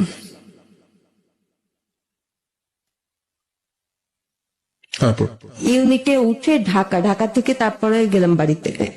বাড়িতে যাওয়ার আগে বাড়িতে তো আম্মু আর ভাইয়া ঢাকা ছিল, ভাইয়াকে নি ভাইয়ার কাছে আইসা পরে আম্মুর কাছে গেলাম। এদিকে আমি আসবো কিনি, আমার কাছে তো পয়সা নেই। নাক ফুলটা বিক্রি করে দিলাম 500 টাকায়, 450 টাকা ছিল তখন ভাড়া, এখন কত জানি না, বাকি ছিল 50 টাকা। আমি লাইফে মানে এই দিনটাই 50 টাকার কথা, মানে কি কি নিয়েছি এটা আমি জীবনে ভুলতে পারবো না। লাইফে কত টাকা কত ভাবে ভাঙি না, মনে থাকে না, হাজার হাজার টাকা ভেঙে ফেলি কিন্তু মনে থাকে না, কিন্তু এই টাকাটার কথা আমি জীবনে ভুলবো না, কিভাবে ভেঙেছিলাম। আমার সাথে একটা ছোট বাচ্চা আছে, কোলে বাচ্চাটা তো দুধ খায়, ও তো আর কিছু খেতে পারে না, বাট ও তো ভাত টাত এইটা ওইটা খায়। ও সকালে না খেয়ে বের হইলো, আমিও বের হইলাম না খেয়ে। আমারটা বাদ দিই বলতে আবার বাদ দেওয়াও যাবে না, কারণ মা যদি বাচ্চা দুধ খায় তো মা না খেয়ে থাকলে বাচ্চার উপরে মানে এটার তারপর প্রভাবটা পড়ে। ওইদিকে আমি ওর জন্য নিলাম 20 টাকা দিয়ে 1 প্যাকেট বিস্কিট, আর 30 টাকায় নিলাম একটা পানির বোতল। টাকা শেষ, উঠলাম বাসে, চলে আসলাম। আসার পরে ভাইয়ের সাথে দেখা হয়েছে, বাড়ি পর্যন্ত আবার গেলাম। মানে সে রাত হয়ে গেছে, সে সকাল থেকে রাত পর্যন্ত শুধু গাড়িতে। দুটো বাচ্চার তো রক্ত আমাশা হয়ে গেছে। আমি চাইছিলাম আসার সাথে সাথে ওকে ডিভোর্স লেটার পাঠিয়ে দিব, কিন্তু সেটা আর হলো না। 3 দিন সময় লেগে গেছে। পরের দিন মানে রাত হয়ে গেছে, তো পরের দিন সকালে উঠে বাচ্চাদের নিয়ে হাসপাতালে দৌড়াদৌড়ি করছি ডাক্তারের আপনাকে কাছে ফোন নিয়ে। দিল, উনি বাসায় এসে না কোনো যোগাযোগ করেন? আপনার কাছে তো মোবাইল ছিল। আমার কাছে কোনো ফোন ছিল ছিল না, না। আমার কাছে শুধু আমার আম্মু ভাইয়ের নাম্বারগুলো লেখা ছিল। আমি ওর ফোন কেন বাসা থেকে নিয়ে আসবো? আচ্ছা, কিন্তু উনি কি আপনার মা বাবার সাথে বা ভাইয়ের সাথে যোগাযোগ করেছিলেন যে আপনি আসছেন কিনা বা কি? ওকে, ওকে কেউ পাত্তা দিত না আমার ফ্যামিলিতে। আচ্ছা। হয়তো আমার বাবার সাথে যে ঝগড়া করেছিল, আমার মনে হয় যে এটাই মনে হয় দেশ মিটাইছে আমার উপর। তারপরে কি হলো? বা এটাই হয়তো ভালোবাসার নিয়ম ছিল তখন। এরপর চলে আসলেন সন্তান। চলে আসলাম, আসার পরে বাচ্চা দুটো রক্ত আমাশা হয়ে গেছে। ওদের নিয়ে পরের দিন ডাক্তারের কাছে দৌড়াদৌড়ি করে, তারপরের দিন মানে 3 দিনের দিন আমি মানে ওই দিন ডাক্তার কাছ থেকে এসে রাত্রে শুয়ে মাকে বলতেছি, মা কালকে তো একটু দরকার, সোহেল রে আমি ডিভোর্স লেটারটা পাঠিয়ে দিতে চাই, আমার একটু তুমি এসে নিয়ে যাও, কোর্টে নিয়ে যাও। আচ্ছা, মা বলতেছে আচ্ছা ঠিক আছে, তো কাকারে সকালে উঠে ফোন দিবনি, তো কাকা কালকে আসে কিনা জিজ্ঞেস করি, উকিল বাড়ি থাকলে অবশ্যই ওনার দিয়ে করাই ফেলবো। আমার একজন আঙ্কেল ছিল, উনি ছিল। পরে যাওয়ার পরে আঙ্কেল জিজ্ঞেস করতেছে কি ব্যাপার, তুমি বিয়ে করলো একা একা, ছাইরাও দিতে যাচ্ছ নিজে থেকে, মাঝখান থেকে আমার ভাইদের তো খাইছো, আচ্ছা। নুরু ভাইদের তো খেয়ে ফেলছো, তাহলে কি বিয়েটা মানে ছাইরেই যদি দিবা, বিয়েটা করছি না কেন? নুরু ভাই মানে মৃত্যুটার জন্য সেটা হয়ে গেছে সম্পূর্ণ, এখন সংসারের দরকার নেই কোনটা?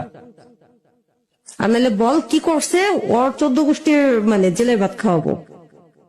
কিন্তু আমি ওর মানে ব্যাড সাইড গুলো না বলতে আমার খুব কষ্ট হতো, আমি পারতাম না, মানতে পারি না আমি এগুলো যে আমি বলবো, আমি মেনে নিতে পারি না। তারপরে আমি জাস্ট একটাই কথা বলতেছি, কাকা তুমি ডিভোর্স লেটারটা পাঠায় দাও, 5 লাখ টাকা দিয়ে জীবন যাবে না আমার, আমি টাকাও চাই না, ওরেও চাই না। আমি চাই না আমার আবার নেক্সট আরেকবার দেখা হোক, ওর মুখটা আমি দেখি বা আমার মুখটাও দেখুক, আমি আর চাই না এটা। ওকে থানায় নিলাম, কোর্টে তুললাম, ওকে হ্যাস্ত করলাম, ওর ফ্যামিলি মানুষের সামনে মাথা নত করলো, ও নত করলো। এত কিছুর পরে আমার লাভটা কি? আমার সেই ভালোবাসাটা, আমার সেই বিশ্বাসটা তার প্রতি সব ফিরে আসবে? এগুলো ফিরে পাবো? ওই রাত্রে দেখা সিনটা কি আমার মেমোরি থেকে মানে আউট হবে? তাহলে কি লাভ হলো আমার? এগুলোই তো এনাফ, আর কিচ্ছু লাগবে না। রাইট। যদি ও অপরাধ করে থাকে, বিচারের জন্য উপরে একজন ঠিকই আছে, তার বিচারে ভুল নাই, সে ঘুষখোর না তো। আল্লাহকে কেউ ঘুষ দিতে পারে না, রাইট। সে ন্যায় ন্যায্য বিচারে অটল। কাজে ও যদি অপরাধ করে থাকে, ও ফল ঠিকই আল্লাহ দিবে, আমি বিশ্বাস করি। কিন্তু আমি সেই ফলটা দেখতে চাই না, আমি সহ্য করতে পারবো না হয়তো। যার জ্বর হলে আমি কান্না করতে করতে মানে তারপর কি হলো? চলে আসলাম। আসার পরে আমি 2-3 মাসের মতো ভালো ছিলাম। একা থাকলে মানে আমার কোনো ফিল হতো না যে আমি একা আছি, আমার কোনো একটা সঙ্গী প্রয়োজন, আমার একটা মানে একাকিত্ব বোধটা হতো না। আচ্ছা, 2-3 মাস পরে এই যে আপনি এখন যেখানে বলছেন, এই এই এই সালটা কখন, কত সালের কথা বলছেন? এটা হচ্ছে আপনার আজ থেকে 5 বছর আগে। বছর আগের কথা। আচ্ছা, 5-6 বছর আগের কথা। 6 বছর আগে। তার মানে তখন আপনি সিঙ্গেল মাদার, ডিভোর্স হয়ে গেছে? সিঙ্গেল বলতে 2টা ছেলেই তো, ছোট ছেলেটা তখন হ্যাঁ মানে আপনার তখন মানে আপনার তখন হাজবেন্ডের সাথে কি আপনার ডিভোর্স হয়েছে? হ্যাঁ, আমি 3 দিনের দিন ডিভোর্স ডিভোর্স দিয়ে হয়ে দিলাম। গেছে এবং তিনি ডিভোর্স একসেপ্ট করে নিয়েছেন। আচ্ছা গেল, এবার আপনি একা আছেন, তারপরে কি হলো? তারপর 2-3 মাসের মতো প্রায় মানে কোনো কিছু ফিল হতো না, কাউকে আমার প্রয়োজন এরকম মনে হতো না। 2-3 মাস পর থেকে যখন আমি দেখলাম যে না, আমি কেমন মেজাজ খিটখিটে হয়ে থাকে, কারোর সাথে কথা বলতে ভালো লাগে না, ভাইয়া ভাবিদের সাথে কথা বলি না সেরকম, মানে সবার সাথে একটা পারিবারিক সম্পর্ক কাউকে ভালো লাগে না, পরিবারে কাউকেই ভালো লাগে না, বাচ্চা কানলো বিরক্ত লাগে, আচ্ছা মানে কেমন যেন একটা একাকিত্ব বোধ হয়। আচ্ছা কেন হচ্ছে এটা আমি বুঝতে পারলাম, আমি মানে নিজের মনে মনে খোঁজার চেষ্টা করলাম এটা আসলে আমার মানে কি প্রয়োজন, কি ইচ্ছা হচ্ছে আমার। তারপর চিন্তা করলাম না, আমি ভুল করতেছি। এরকম ফিল হতে হতে একটা সময় আমি হয়তো আবার এরকম কোন ছেলের চোখের ছলনায় পা দিয়ে ফেলতে পারি। আচ্ছা এই মানে চান্স আর কাউকে আমি দিব না। আমাকে নেক্সট কেউ আঘাত করবে, ভালোবাসার নাটক করবে, এই চান্স আর নেই। ওকে কিন্তু এরকম আমার ফিল হইতে হইতে একটা সময় আমি মানে সজ্ঞানে থাকবো না, কোন একটা পদক্ষেপ আমাকে নিতে হবে। ওকে অনুপ কুমার নামের একটা ডাক্তার আছে, হিন্দু হোমিওপ্যাথি ডাক্তার, গোপালগঞ্জে। তো আমি ওনার এখানে যাই, পরিচিত ডাক্তার ছিল, তো বাচ্চাদের ওষুধ টষুধের জন্য যাইতাম, দেখতাম যে না উনি খুব ভালো কাজ করে ওনার ওষুধটা। গিয়ে আমি বললাম, অনুপদা আমি একটা দরকারে আসছি, একটা কাগজ কলম দেন, আমি লিখে দিচ্ছি। মানে মুখে বলার মতো তখন মানে এখন যেমন ইজিলি আমি কথা বলতে পারি, ওই টাইমে একটা ছেলের সাথে যে ইজিলি কথা বলবো মানে এরকম একটা ইয়া ছিল না। তো লিখে দিলাম যে অনুপদা আমার নারীত্বটা আজীবনের জন্য, সারা জীবনে আমার ফিল হবে না, মানে কোন পুরুষ সঙ্গে আমার প্রয়োজন হবে না, এরকম কোন ঔষধ আমাকে দেন যেটা সেবন করলে আমার লাইফে আর কখনো কাউকে প্রয়োজন হবে না। সে চেতে গেছে আমার উপরে, বসা থেকে দাঁড়া পড়ছে, হ্যাঁ তুমি কি আমার কষাই মনে করছো? আমি কি ডাকাত নাকি? আমি কি মানুষ জবাই করি? আমি ডাক্তার, মানুষ বাঁচানোর চেষ্টা করি। এটা সৃষ্টিকর্তার দ্বারা, এটা কখনো ধ্বংস করা সম্ভব না, আচ্ছা একমাত্র সে পারবে, আমি পারবো না।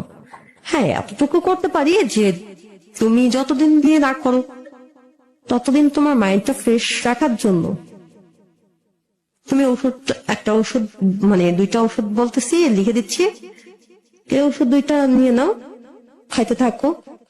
যখন তোমার মনে হবে না তুমি বিয়ে করবা, কাউকে ভালো লাগছে, কাউকে পছন্দ হয়েছে, বিয়ে করতে চাও, বিয়ের পরে তুমি ওই ওষুধটা খাওয়া ছেড়ে দিও, তোমার আবার যে নারীত্ব সেটা আবার ফিরে আসবে, বরঞ্চ তার থেকে বেশি কিছু পাইতে পারো। তো আমি বললাম যে আমার তো আর ফিরে আসার দরকার নাই, ওইটা পরের হিসাব। এইটা আউট হয় কিনা আমার মানে আমি কোন নারীত্ব আমার ভিতরে থাক, আমি কোন ছেলেকে আমার বলে ভাবতে পারি এমনটা যেন না হয়। আচ্ছা আমি একটু দর্শকদের জন্য ক্লিয়ার করতে চাই, বিষয়টা হচ্ছে আপনি মানে ওই সময়টাতে যেটা চাইতেন আমি সেটা হচ্ছে ওষুধটার নাম বলি, না, আপনি ওষুধটার নাম বলবেন না প্লিজ, এটা বলা যাবে না। আমি আপনাকে সহজ ভাবে বলি, যেটা হচ্ছে যে আপনি যেহেতু আপনি তখন আপনার হাজবেন্ডের সাথে আপনার ডিভোর্স হয়ে গেছে এবং কিছুদিন থাকার পরে আপনার কাছে মনে হচ্ছিল যে আপনি ফিজিক্যালি আর কারোর সাথে ইনভলভ হবেন না এবং এই কারণে একটা মেডিসিন খুঁজতেছিলেন, তাই তো? হ্যাঁ। এবং সেটার জন্য ডাক্তারের কাছে যান যে আপনার জন্য কোনো ফিজিক্যাল নিডের প্রয়োজন না হয়, Problem, হ্যাঁ। তাই তো? এবং এরপরে ডাক্তার একটা ওষুধ দিল এবং সেটা আপনি খেলেন। কথা আছে ভাইয়া, জি এই বিষয়টা আমি মানে হাইড করতে চেয়েছিলাম একবার, ভাবলাম যে না এটা বলাটা মানে কেমন লজ্জাজনক, কিন্তু আবার চিন্তা করলাম যে এটা লিসেনারদের জন্য একটা মেসেজ জি যে ওরা মানে লাইফে অনেকে এখন কিন্তু বন্ধুর সংখ্যা বেড়ে গেছে, একটা মেয়ের অনেকগুলো ছেলে বন্ধু হয়ে থাকে, ঠিক আছে, কিন্তু একবারও কি ভাবে যে আগুন মোমের কাছে আপনি মেসকাঠি ধরছেন সেটা জ্বলবে না, এটা হতে পারে না। আপনি মোমটাকে চুবাই নিয়ে আসেন পানিতে, আনার পরে আগুনে ধরবেন, হয়তো প্রথমে চিরচির করবে, জ্বলতে চাবে না, পরবর্তীতে ঠিকই জ্বলবে, কারণ তার ধর্ম আগুন পেলে জ্বলা। ওকে কাজে নারীত্বটা মানে নারীত্ব এমন একটা জিনিস, সেটা থাকা মানে আচ্ছা, যতই না না বলুক একটা পর্যায়ে মানে আপনি ফিল করছেন যে সামহাও আপনার দ্বারা আবার কোন একটা অ্যাক্সিডেন্ট হতে পারে, সেই ক্ষেত্রে আপনি এটা হওয়াটা স্বাভাবিক। স্বাভাবিক। সো তারপরে কি হলো? এরপর আপনি সেই ওষুধটা নিয়মিত খাওয়া শুরু করলেন। হ্যাঁ, তারপরে মানে আমি তো তখন মানে একরকম একটা ছেলে মানুষ বলা চলে আমাকে। এক পর্যায়ে মানে ঢাকাতে আসার পর যখন চাকরি করি তখন আমাকে সবাই ভাই বলেই ডাকতো। আচ্ছা, যার সাথে বিয়ে হয় উনি এই নামটা তুলে দেয়, ভাই নাম ধরে। তারপরে কি হলো? কবির ভাই কবির ভাই বলতো সবাই আমাকে। জি, ঠিক আছে, আবার লেখালেখি করতাম তো এই জন্য বলতো আর কি যে কবি ভাই। ওকে, তারপর কি হলো?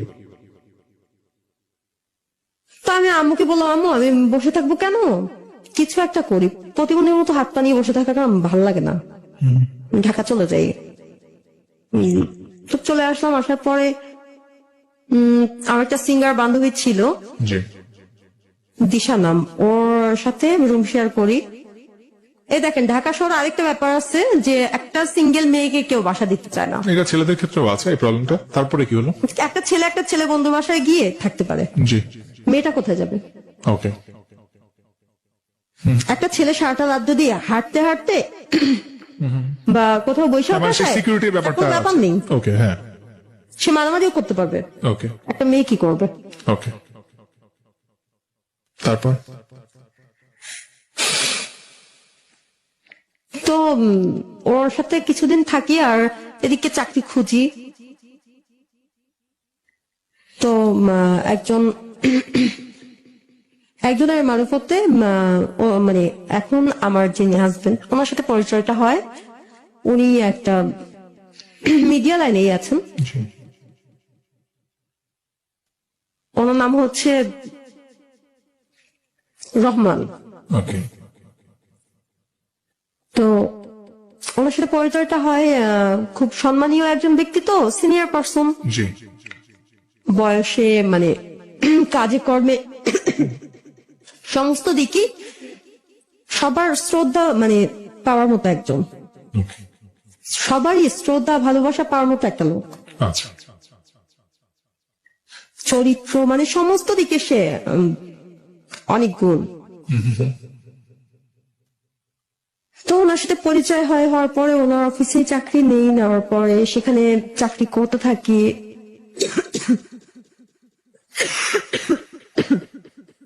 আমি খুব অবাক হতাম মনে মনে, মানে ওনাকে অনেক পছন্দ হয়েছিল এই জন্য যে আসলে অনেক সুন্দর, মানে দেখতে ফর্সা, অনেক ভালো স্মার্ট, অনেক ছেলে যার সাথে দাঁড়ালে হয়তো আমাকে মানাতে পারে বা আমার থেকে আর বেশি মানে মনে হতো যে না আমি তার কাছে কিছু না।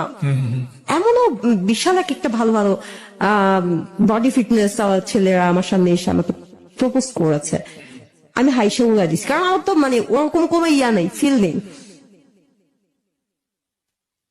আমার সামনে যদি মানে 3 রাত বৈশা থাকে, বৈশা থাকে আপনার মধ্যে কোনো feelings আমার create হলো না? মনটাকে নরম করার চেষ্টা করে, পারবে না। আচ্ছা, আমার মায়ের মতো হবেই না। ওকে, তো কিন্তু ওনার যে চরিত্রটা জি, আমার মানে বেশি বিরক্ত লাগতো এই বিষয়টা। আমাকে প্রপোজ করে, এ তো আমার থেকে ভালো কত মেয়ে আছে, দেখলেই প্রপোজ করার অভ্যাস এদের। আমার মাথায় কিন্তু ওই যে একটা ব্যাড সাইড ঢুকে গেছে, ওইটাই আছে। আর এদের বিষয়টা নিয়ে ওরকমই তো মনে হচ্ছে যে এরা ভালোবাসতে জানে, 2 দিন পর ভালোবাসা ছুটে যাবে, যারা হয়ে গেছে। বাট ওনার ব্যাপারটা, উনি কিন্তু দেখতে কালো। আচ্ছা, বয়স হয়তো একটু বেশি, বাট আমার চোখে উনি মাইন্ড করবেন না, মানে আপনারা তো মানে প্রাপ্তবয়স্ক হয়তো জি, 25-26 বছরের যে প্রাপ্তবয়স্ক মানে ইয়াং একটা ছেলে, আমার চোখে তাদের থেকে বেশি ভালো উনি। বাহ, চমৎকার, সব দিকেই আমার হাজবেন্ড, মানে আমি খুব হ্যাপি। মাশাআল্লাহ।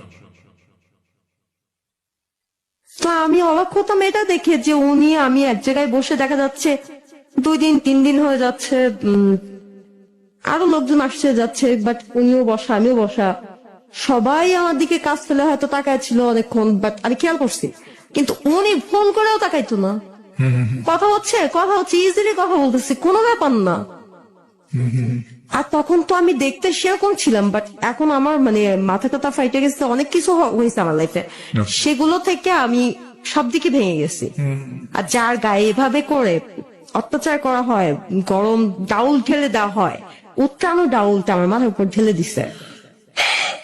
আচ্ছা, পুষ্প, আবার আমরা আপনার কাছে আসবো, আমরা একটু দর্শকদের কাছে যাব, তারপর আবার আপনার কাছে আসবো আপনার গল্পে।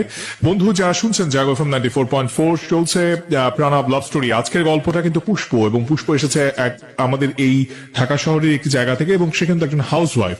তো সে তার জীবনের প্রথম বিয়ের কথা বলেছে, প্রথম প্রেমের কথা বলেছে, এখন তার জীবনের পরবর্তী আরেকটা জীবন, এবং সেই জায়গাটায় কিভাবে প্রেম ভালোবাসা এলো সেই গল্পটা শুরু করেছে। তারা একটু আপনাকে জানিয়ে রাখি, হালকা কিংবা ভারী যে কোনো খাবারের সাথে নিজেকে সবসময় 100% ফুল রাখতে সাথে রাখবেন প্রাণাপ, আর লাইফের প্রত্যেকটা মুহূর্তকে উচ্ছ্বাসে ভরপুর করে তোলার জন্য প্রাণাপ 2 লিটারের সাথে এখন প্রাণ লাগছে 170 মিলি, একদম ফ্রি। প্রাণাপ, প্রাণ খুলে মনের কথা বলো। মনের কথা বলার জন্য যেমন পুষ্প আজকে এখানে এসেছে, জানি না আপনাদের কেমন লাগছে, বাট আমার কাছে মনে হচ্ছে যে জীবনের অনেক চরম সত্য কথাগুলো তিনি স্বীকার করে যাচ্ছেন, অনেক স্পষ্ট ভাবে বলছেন। হয়তো আপনার ভালো লাগছে, নয়তো নয়, কিন্তু আমাদের মনে হচ্ছে যে আমরা কিন্তু এই ধরনের স্টোরিগুলো আপনাদের কাছ থেকে চাই। যদি আপনাদের মধ্যে কোনো পুরুষ বা কোনো নারী, কোনো পেশাজীবী মানুষ কিংবা গৃহিণী অথবা কোনো স্টুডেন্ট যিনি দীর্ঘদিন ধরে বুকের ভিতরে এই ধরনের চাপা কষ্টগুলো রেখে দিয়েছেন, যেখানে ভালোবাসার সম্পর্কটা রয়েছে, অর্থাৎ প্রাণাপ লাভ স্টোরির অনুষ্ঠানটা যেখানে ভালোবাসার গল্পগুলো আমরা তুলে ধরি, যদি আপনাদের মধ্যে কেউ এই ফেসবুক লাইভটা আজকে দেখেন বা কালকে দেখেন, দেখার পরে যদি মনে হয় যে আমার জীবনের গল্পটা তাহলে আমি কেন বলছি না, যেমন পুষ্প আজকে শুরুতেই বলেছে যে ওর জীবনে যে ভুলগুলো ও করেছে সেগুলো স্বীকার করতে চায়, এবং আজকে ও গল্পের আকারে অনেকগুলো জিনিস সে স্বীকার করে ফেলেছে। সো এই ভুলগুলো যদি আজকের কোনো একটা মেয়ে, সে হয়তো ক্লাস হয়, সেই ইচ্ছেটা যদি থাকে, তাহলে এখনই মোবাইলের ম্যাচ অপশনে চলে যান, গিয়ে টাইপ করে ফেলুন RLS স্পেস দিয়ে নিজের নাম লিখুন, নিজের লোকেশন লিখুন, এবং আপনার প্রফেশনটা লাগবে, আপনি কি করেন। এবার নিজের মোবাইল থেকে সেই কথাগুলো লিখে পাঠিয়ে দিন 26969 নাম্বারে, অর্থাৎ 26969 নাম্বারে। শুধুমাত্র তারাই রেজিস্ট্রেশন করবেন যারা এখানে আসতে চান। অনেকে দেখলাম যে RLS এ লিখেছেন, ভাই আজকে গল্পটা ভালো লাগছে, আমি মানে অনেকে লিখেছেন আমি আসতে চাই। এই কথাগুলো বলার দরকার নাই। আপনার শুরুতে RLS, নিজের নাম, নিজের লোকেশন আর প্রফেশন টাইপ করে পাঠিয়ে দিবেন 26969 নাম্বারে। ফেসবুকের থ্রুতে যারা দেখছেন, তাদের মধ্যে যারা আছেন তারা কিন্তু স্ক্রলে দেখতে পাচ্ছেন, নিয়মটা বারবার লেখা হচ্ছে সেখানে। এরপরও যদি বুঝতে না পারেন, আপনারা যারা আমার ভেরিফাইড পেজটা জানেন না, তাদের জন্য বলছি, আর যে স্পেস করার যোগ্য হয় অবশ্যই আপনাকে নিয়ে আসবো। এই গল্পগুলো কাউকে হেয় করার জন্য নয়, এই গল্পগুলো আমরা প্রচার করি আমাদের মতো যারা হয়তোবা সেম ভুলটা করে এসেছে। যেখানে পুষ্পর প্রথম দিকে, পুষ্প যখন এই ভুলটা করলো, তার ফ্যামিলি যদি তাকে আরেকটু সময় দিত, তার সাথে কথা বলতো, হয়তো পুষ্পকে তার জীবনের এত কঠিন সময়গুলো পার করতে হতো না, সম্ভবত তার জীবনটা অন্যরকম হতে পারত। তো আমি আজকের এই গল্পটা শুরু থেকে শেষ পর্যন্ত যারা শুনছেন, তাদেরকে বলবো যে গল্পটা একটু মনোযোগ দিয়ে শোনেন। ফেসবুকে তো আমি দেখেছি, আর্য উদয় দেখতে পারে যে এরকম একটা শো হয় বাংলাদেশে কোনো একটা রেডিওতে।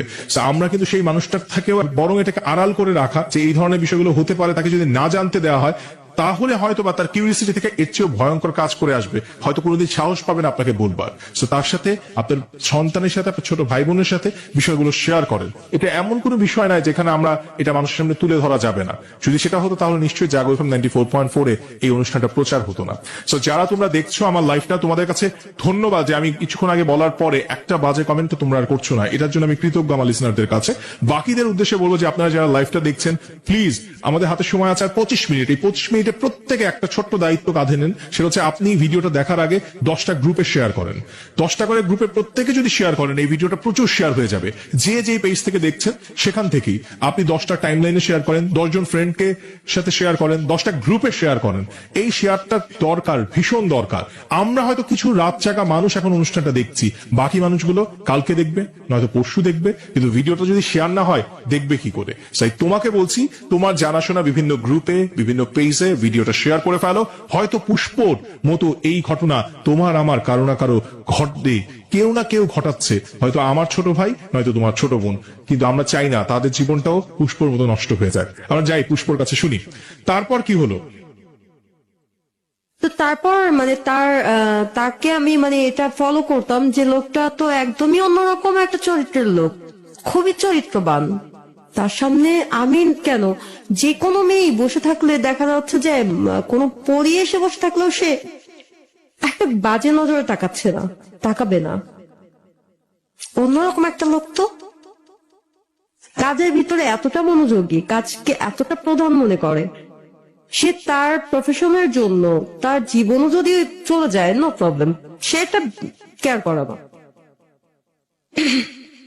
খুব ভালো লাগে তার ব্যক্তিত্ব, তার চলাফেরা, তার মানুষের প্রতি যে একটা ভালোবাসা, একটা দয়া। তার পকেটে ধরেন 500 টাকা আছে, সর্বশেষ বাসা যাচ্ছে, এখন সিগারেট নিবে, বাসা রিক্সা ভাড়া, এতটুকুই।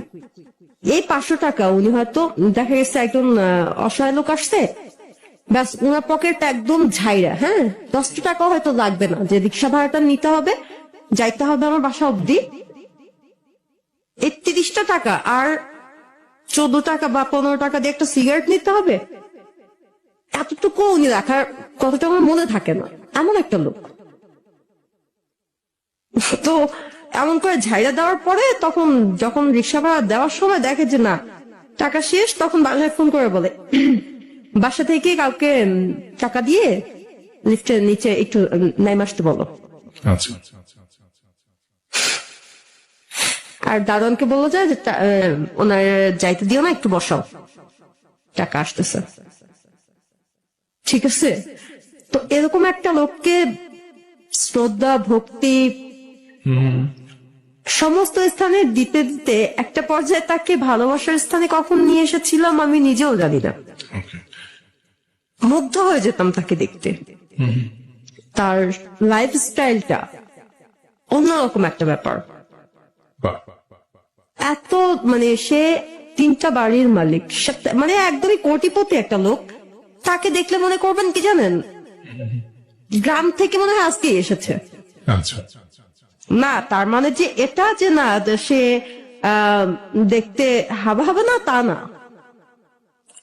মানে একটা দামি শার্ট, একটা হাতে ঘড়ি টড়ি, মানে বিশাল একটা ব্যাপার নিয়ে চলে না, বাজারও নিয়ে চলে না, বাট তার গাড়ি আছে। সে একদমই নিম্নভাবে বাচ্চা চলাফেরা করবে, রিক্সায় যাবে, মানে অটোতে যাবে, এভাবে চলবে। আচ্ছা, কিন্তু মানুষকে দেওয়ার বেলায় কিপটামি নেই তার, একদম উজাড় করে দিবে সে যেই হোক। আমি মাঝে মাঝে বলি যে আমি যদি ছেলে হতাম তাহলে হয়তো আমার ভাগ্যটা আরো ভালো হতো। বলে কেন? তখন তো আপনার এই যে যারা মামা ডাকে, ভাইয়া ডাকে, কতজনে আছে, কত কিছু ডাকে, এই ছেলেগুলো তো আপনার সাথে দিন রাত 24 ঘন্টা কাটাচ্ছে, আমার হিংসা লাগে। আমি কেন ছেলে হই নাই? ছেলে হলে তো 24 ঘন্টা দেখতে পারতাম লোকটাকে, বাট এখন তো চোখে হারাই। good. যেটুকু সময় না দেখি সেটাই মনে হয় যে হয়তো প্রাণটা আমার থেকে একটু দূরে আছে। ভালোবাসাটা বুঝি আমি এর থেকেই।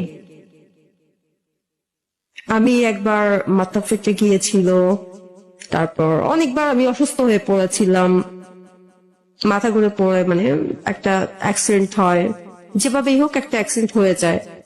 তারপরে রাগ বেশি তো, এই জন্য যে ব্যাপারগুলো হয়।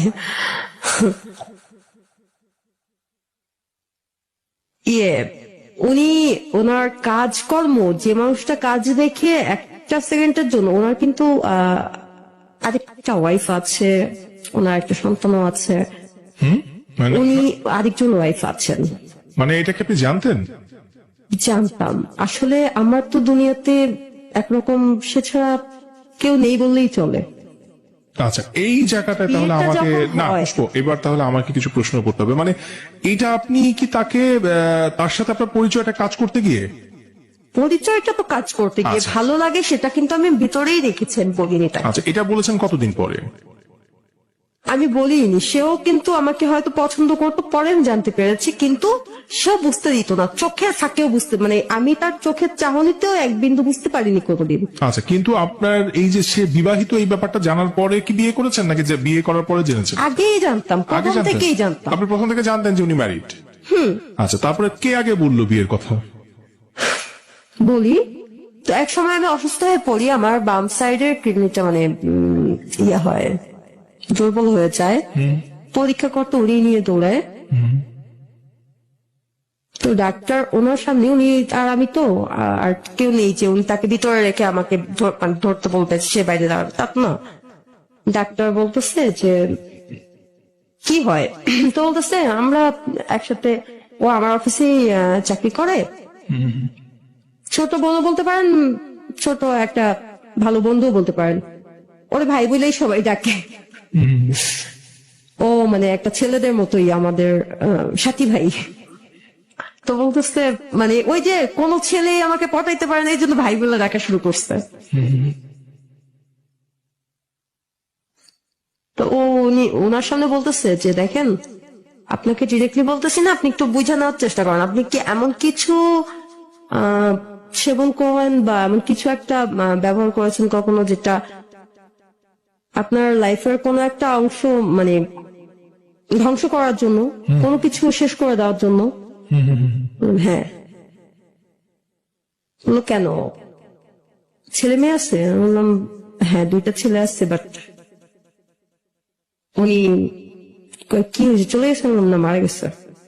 আচ্ছা মারা গেছে বলতাম কেন, না হলে অনেক কথা উঠে আসে, অনেক কিছু জিজ্ঞেস করে, ভালো লাগে না ব্যাপারটা। আচ্ছা তো আমি ইয়ে করলাম ওইখানে, উনি বলল যে ওনারে বলল যে দেখেন, উনি যেটা খায় সেটা ওনার আর যদি 2-3 বছর খায়, উনি একটা ওষুধ খায়, যে ওষুধটা আর 2-3 বছর খাইলে হয়তো যাইতে পারবে তাড়াতাড়ি, কিডনি একটা জ্যাম হয়ে গেছে, এই ওষুধটার সাইড এফেক্ট। আর যত দ্রুত সম্ভব আপনারা যখন আসছেন পরিচিত বড় ভাইয়েরা, দেখে শুই না ওর জন্য একটা ছেলে দেখেন, ওকে বিয়ে দিয়ে দেন, তাহলে হয়তো বাঁচতে পারে, আর না হলে ও যেভাবে চলতেছে এভাবে চলতে চলতে খুব শীঘ্রই মেয়েটা চলে যাবে। তো আমি ওকে মানে জিজ্ঞেস করলাম কি হয়েছে, আপনি কাঁদতেছেন কেন? আরে ভাই, হায়াত মোট যতদিন যার আছে সে ততদিন বাদ, এগুলো বাদ দেন, হওয়া কথা বলো, তুমি কি ওষুধ খাও বলো? বললাম, এইগুলো শুনতে পারবেন না আপনি, শোনার মতো না, সমস্যা নেই বলেন। পরে উনি বলতেছে না তুমি ডাক্তার বিয়ের কথা বললো কেন? আমি বুঝতে পারছি, এটা বাদ দাও, বাদ দিয়া জীবনটাকে সুন্দরভাবে দেখার চেষ্টা করো, একজনকে নিয়ে পড়ে থাইকো না। তোমার জন্য ভালো কেউ ওয়েট করতেছে হয়তো, এই জন্য হয়তো আল্লাহ তোমার জীবন থেকে এই অভিশাপটা দ্রুত তাড়াই দিছে। ভালো কিছু ভাবো, বাচ্চা 2টার জন্য তোমাকে বাঁচতে হবে, এইভাবে নিজের জীবনটা শেষ করে দিও না। অনেক কান্না করতেছে। তুমি বলো তোমার পছন্দের কোনো ছেলে আছে, আমি তার হাতে তোমার তুলে দিব, সে তোমার পছন্দ না করলে তার তুলে নিয়ে আসবো, সমস্যা নেই। তো আমি বললাম যে আমার বিয়ে দেওয়ার জন্য আপনার এত মাথা ব্যথা কেন? আমি বাচ্চা মরে থাক না আমার ভিতরে, আপনি কাঁদতেছেন কেন, আপনার চোখে পানি কেন, এইটা বলেন। তো যাই হোক, পরে বললাম হ্যাঁ আমার পছন্দের আছে একজন, কিন্তু সে ম্যারিড, সে বিবাহিত, এখানে মানে হবে না, সম্ভব না। কেন সম্ভব না, কেন সম্ভব করে দেখাবো, তুমি বলো খালি। বললাম আপনি, আপনাকে যতটা ভালো মানে ভালো লাগে, আপনার দিকে যতক্ষণ তাকে থাকি এরকম কারোর দিকে তাকে থাকি না, এতটা ভালো কাউকে লাগে না। তো আমি জানি আপনি এখনই বলবেন যে এটা কি বললাম, দুষ্টামি করলাম, বাদ দেন। সত্যি কিন্তু তখন মানে একটু মানে হেলান দিয়ে বসা ছিল তো, সোজা হয়ে বসলো, বসে বলতেছে তুমি যাই না বলতেছো তো, আমার মানে তোমার ভাবি আছে, আমার বাচ্চা আছে, এগুলো সব জানো, তুমি জানো না? হ্যাঁ জানি, এই জন্যই তো বললাম দুষ্টামি করছি, বাদ দেন।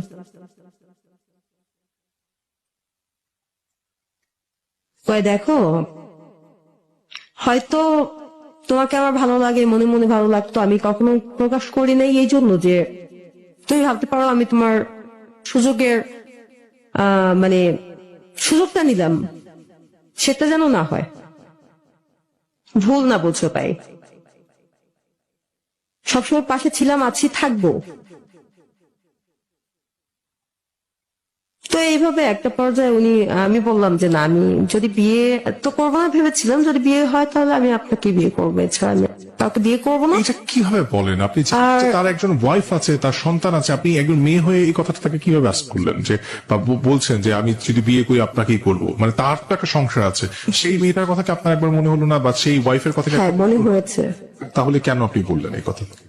অ্যাকচুয়ালি তার দিক থেকেও তো এই বিষয়টা, কিন্তু আমি যে তাকে বিয়ে করেছি তা না, সেও তো করেছে। না, সেটা তো পরবর্তীতে আপনি মানে তার মানে আমাদের প্রশ্নটা হচ্ছে যে আপনি সেও একজন কিন্তু নারী। তখন বলেছিল যে হ্যাঁ, আমিও তো তোমাকে পছন্দ করি, বাট আমি কখনো বলতে সাহস পাইনি এটাই যে তুমি ভুল বুঝতে পারো আমাকে, যে আমি তোমার সুযোগের ইয়েটা করতেছি, কিন্তু না, আচ্ছা এই জন্য আমি কখনো বলি নাই। আচ্ছা, পুষ্প, আপনার প্রথম হাজবেন্ডের সাথে একটা মেয়ে এসেছিল আপনাদের বাড়িতে, সেই মেয়েটার নাম কি বলেছিলেন?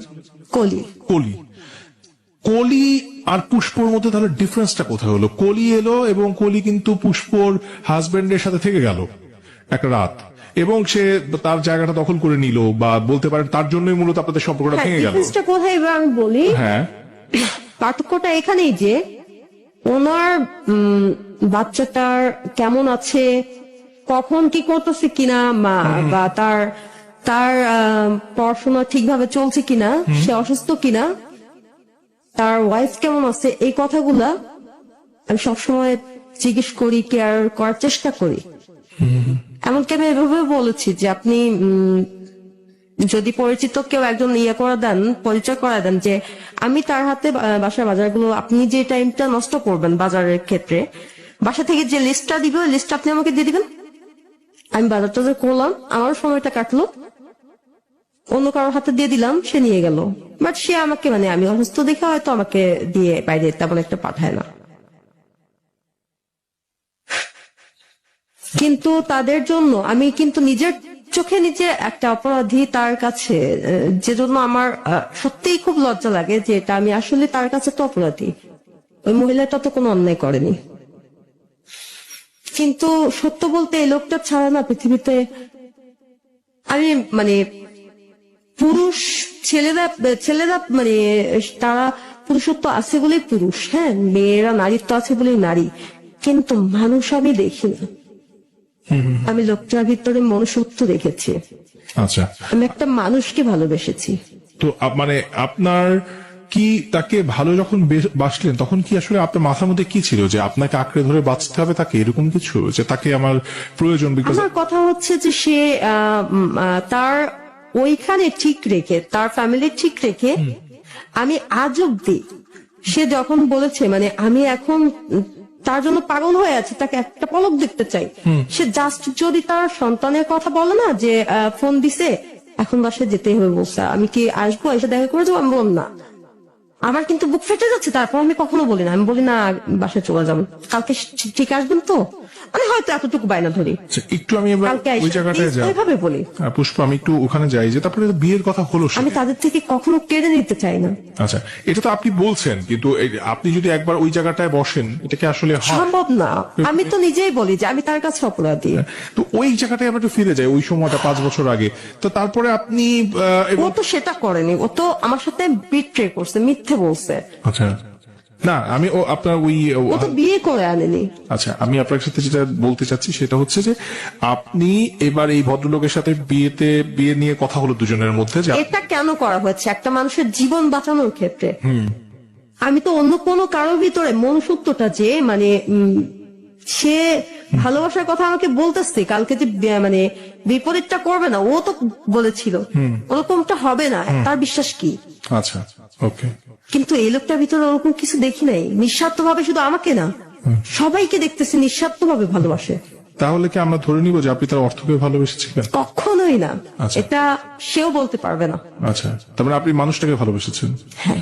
কিন্তু আজকে যদি আপনাকে প্রশ্ন করি যে এই যে আমাদের রেডিও স্টেশনটা এখন অনেক মেয়েরা শুনছে, এদের মধ্যে কেউ একজন একটা বিবাহিত পুরুষকে ভালোবেসে ফেললো, হ্যাঁ, একটা পুরুষকে সে ভালোবেসে ফেললো, কিন্তু ওই পুরুষের একজন ওয়াইফ আছে, তার বাচ্চা আছে, তুমি এটা কি করবে আসলে? ওই পুরুষকে বিয়ে করবে, বা ওই পুরুষের কি উচিত হবে? আপনার জীবন থেকে কি মনে হয় এখন এসে, যেটা আপনি থেকে দেখতে হবে যে মেয়েটা কি একদমই মানে পানিতে পড়ে আছে আমার মতোই? আচ্ছা, আমার মতোই কি একদমই সমুদ্রের মাঝখানে কিনা? আচ্ছা,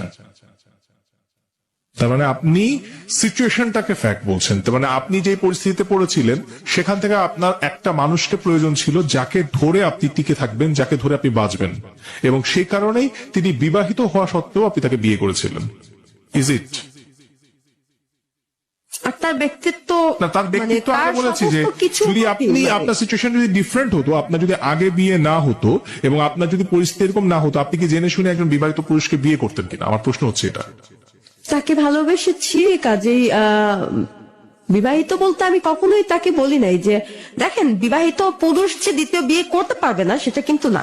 এরকম যদি হতো তাহলে আমাদের হুজুর পাক চাকরি না, আমি ওই ব্যাখ্যাতে যাব না। আমি আপনাকে যে প্রশ্নটা করেছি আর আমার হাজবেন্ড যেটা করেছে, জি বিট্রে করেছে, সে যদি আমাকে বলতো আমি আরেকজনকে বিয়ে করতে চাই, জি আমি তাকে এভাবে বলেছি যে তুমি কখনো মিথ্যা বলবা না আমাকে, তুমি খুন করে আসো, তুমি এসে বলবা যে আমি ফার্স্ট করেছি, এটা আমার মানে ভুল হয়ে গেছে, রাগের মাথায় করে ফেলেছি, আমি ওই খুনের মানে ভারটা আমি নিব, ওকে। সো আমি কিন্তু এটা আমি মানবো না। যে বোন পরিচয় দিয়েছো সেখানে না আরেকটা না, সে ব্যাপার তো দেখো। ক্রিমিনাল। আপনি প্রথমে যার কথা বলেছেন হি ইজ এ ক্রিমিনাল, আমরা তাকে নিয়ে কথা বলছি না। আমরা আসলে কথা বলছি, ওখানে আমার জায়গায় অন্য কোনো মেয়ে হলে কি করতো সেটা আগে বলো, না, আমরা- আর আমি কি করেছি। আমি আপনাকে সেটাই বলছি যে আপনি ডিভোর্স দেওয়া উচিত ছিল, আপনি তাকে ডিভোর্স দিয়েছেন।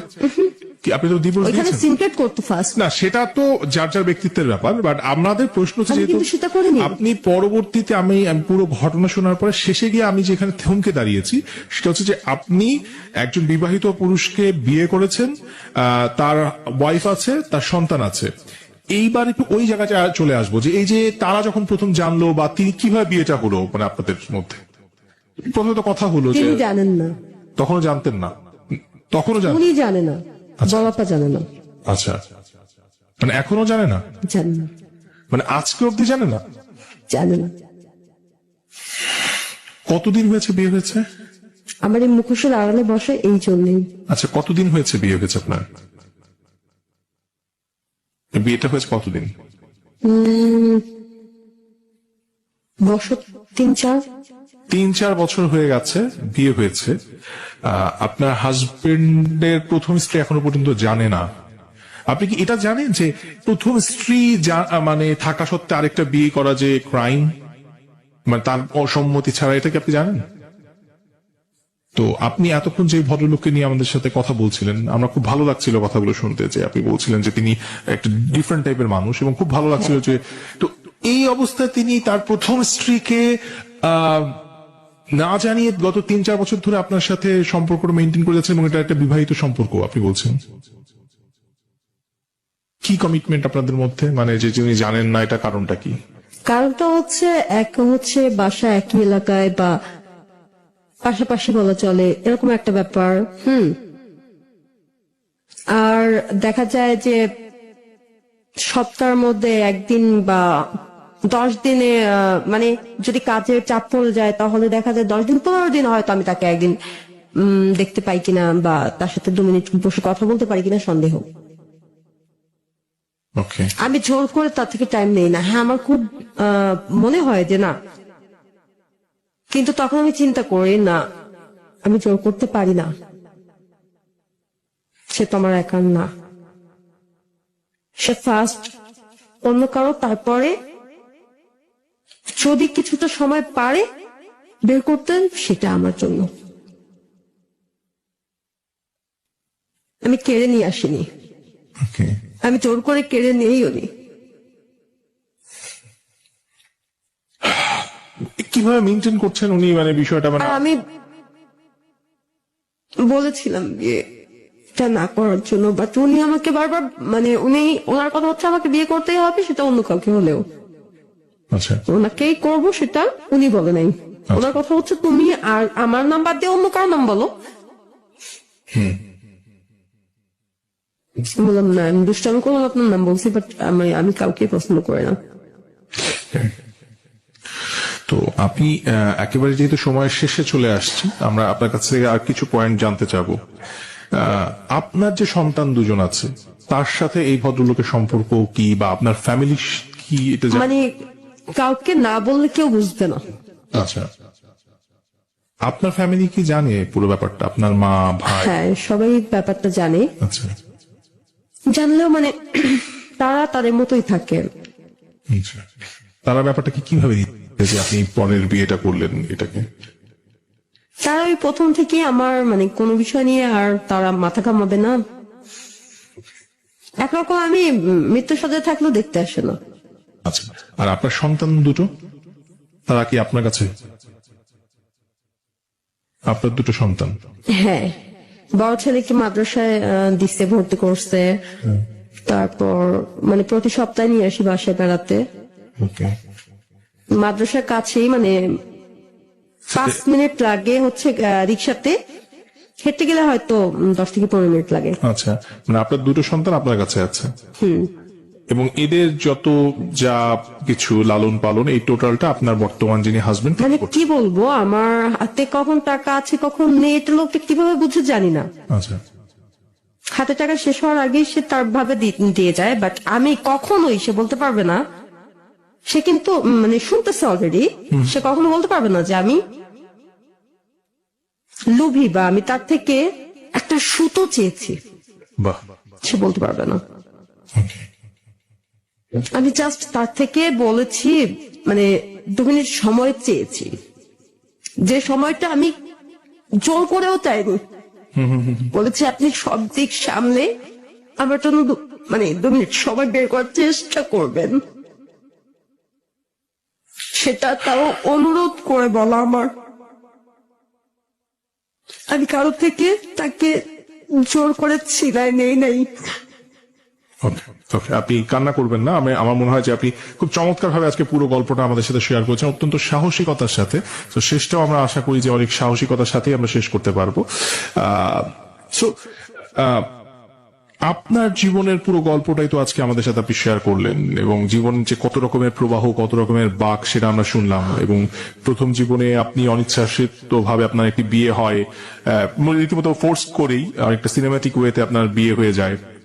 পরবর্তীতে দুটো জায়গাতেই আসলে আমার কাছে মনে হয়েছে যে একটা হচ্ছে যে আপনার বাবা মৃত্যু সজ্জায়, তিনি হসপিটালে, ঠিক সেই দিনই আপনি ফিজিক্যাল রিলেশনে জড়িয়ে পড়ছেন একটি ছেলের সাথে।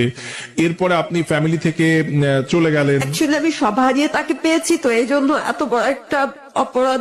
আমি নিজেও জানি যে আমি ওই লোকটার কাছে, লোকটা না জানুক, ওই মহিলা না জানুক যে আমি তার কাছে একজন কেউ অপরাধী আছে, বাট আমি তো জানি। আচ্ছা, এটা নিয়ে আমি সবসময় নিজের ভিতর একটা অপরাধবোধ কাজ করে। কিন্তু বাবা দুনিয়া থেকে চলে গেছে, ঠিক আছে, ও আমার সাথে প্রতারণা করেছে, এটাও ঠিক আছে। মা ভাই থাকতেও নেই। আসলে আমি বড় এতিম, বড় অসহায়, তাকে ছাড়া বাচ্চার মতো কোনো অবলম্বন নেই আমার। Thank you so much. এবং খুব ভালো লাগছিল আপনার কাছ থেকে অনেকগুলো বিষয় আজকে জানলাম। জীবনটা আসলে অনেক মানে আমরা যতটা সহজ ভাবে জীবন আসলেই ততটা সহজ নয়। জীবনটা অনেক কঠিন এবং চলার পথটা সত্যিই কঠিন। পুষ্প, এখানে আসার জন্য আপনাকে ধন্যবাদ, এবং আমাদের সাথে এত সুন্দরভাবে গল্পটা শেয়ার করার জন্য অনেক ধন্যবাদ আপনাকে। আমরা আশা করব যে আপনি জীবনের বাকিটা পথ যতটা স্ট্রাগল করে এসেছেন এর আগে, অতটা স্ট্রাগল আপনাকে করতে হবে না, এবং ন্যায়ের সাথে এবং ভালোভাবে আপনি বাকি জীবনটা অতিবাহিত করবেন। আপনার সন্তান যে দুজন আছেন তারা তো পৃথিবীতে এসেছে, সো তাদেরকে সমাজে মাথা উঁচু করে দাঁড়ানোর করার দায়িত্বটা নিশ্চয়ই আপনার। যেহেতু তাদের পৃথিবীতে, তাদেরকে জন্মদাতা যে বাবা, তিনি তাদের দায়িত্ব নেননি, দায়িত্ব নিয়েছেন আপনি একজন মা হিসেবে। সো জীবনের শেষ দিন পর্যন্ত আপনার দায়িত্ব থেকে যাবে আপনার সন্তানদেরকে প্রতিষ্ঠিত করার। সেই সাথে যে মানুষটির সাথে আপনি বর্তমানে সম্পর্কে জড়িয়েছেন, আপনার বর্তমান হাজবেন্ড, তার একটি পরিবার আছে। এই ব্যাপারটির ক্ষেত্রে আমি আসলে এমন একটা পরিস্থিতিতে এই মুহূর্তে আছি যে আমি এই ব্যাপারে আসলে কোনো রকমের কথা বলতে পারি না, বাট এইটুকু বলবো যে মানুষটার প্রতি আপনার যে ভালোবাসা আমরা দেখেছি, এটা সত্যি অতুলনীয়। যে আপনি এতটা রেসপেক্ট করেন, এতটা ভালোবাসেন এই মানুষটাকে। আর সেই মানুষটাও যদি আমাকে শুনে থাকেন, নিশ্চয়ই তিনিও আপনাকে প্রচন্ড ভালোবাসেন, নিশ্চয়ই তিনিও আপনাকে প্রচন্ড ভালোবাসবেন, এবং ভালোবাসেন বলেই আপনার পাশে তিনি থাকছেন এবং আজীবন থাকবেন, এটা আমি বিশ্বাস করি। এবং জীবনটা সহজভাবে, সুন্দরভাবে সামনে এগিয়ে যাক এই প্রত্যাশা করি। ভালো লাগলো কথা বলে পুষ্প, এখানে এসে সাহস করে কথাগুলো বলার জন্য অনেক ধন্যবাদ। তবে একটা শেষ প্রশ্ন আপনাকে করব। আপনি যেই বয়সে ক্লাস 6 এর কথা বলছিলেন, ঠিক ওই বয়সের আজকে আমি শিওর যে আমার এই অনুষ্ঠান আমি যতটুকু জানি, যারা শোনে, এদের মধ্যে প্রচুর স্টুডেন্ট রাখে, যারা স্কুলে বা কলেজে পড়ে। তো তাদের উদ্দেশ্যে আপনি কিছু বলবেন যে আপনি একটা মেয়ে হিসেবে, আমি হ্যাঁ, ধরেন sure. আমার মেয়ে বন্ধুগুলোকে উদ্দেশ্য করে কিছু বলতে হ্যাঁ, চান? sure. বলেন। শুধু 6-7 না, টোটালি একটা মেয়ের যখন মানে 22-23 বছর বয়স হওয়ার আগ পর্যন্ত একটা মেয়ে মানে নিজের যেটা ভালো লাগবে, উড়ু যে মনটা, জি। ওকে ভাল লাগে, ওর সাথে ফাজলামি করে, না, এটা করা যাবে না। বাবা মাকে না জানিয়ে, বাবা মা আমার বন্ধু, আমার খেলার সাথী, তাদের সাথে আমি শেয়ার করব বিষয়টা। তারা জানতে না চাইলেও তারা রাগ করে বলেছে না শুনবো না, আমার মতো তুমিও রাগ করে ঘরের মধ্যে নিজের রুমে নিজে চলে গিয়ে কান্নার দরকার নেই। জোর করে বাবাকে জানাতে হবে, শুনবো না কেন, শুনতে হবে তোমার, আমি এটা করে নেই, এটা করছি, এটা জোর করে এইভাবে এইটা হয়েছে, শ্বাস করে বলে ফেলো না, বলে ফেললেই তো সে জানতে পারলো। যে টাইমটুকু তুমি বলতেছো যে আমি বললে তো তুমি শুনলে বুঝতে পারবা না, এটা বলো দরকার নেই, ঠাস করে বলে ফেলো। আর বিশেষত বাবা মার মানে হুকুমের বাইরে, বিশেষত এখনের যে যুগটা অনেক বাজে একটা যুগ দেখা দিয়েছে। এত বন্ধু বান্ধবের দরকার নেই, বাছাইকৃত কয়েকটা হাতে গোনা বন্ধু বান্ধব থাকলে এনাফ।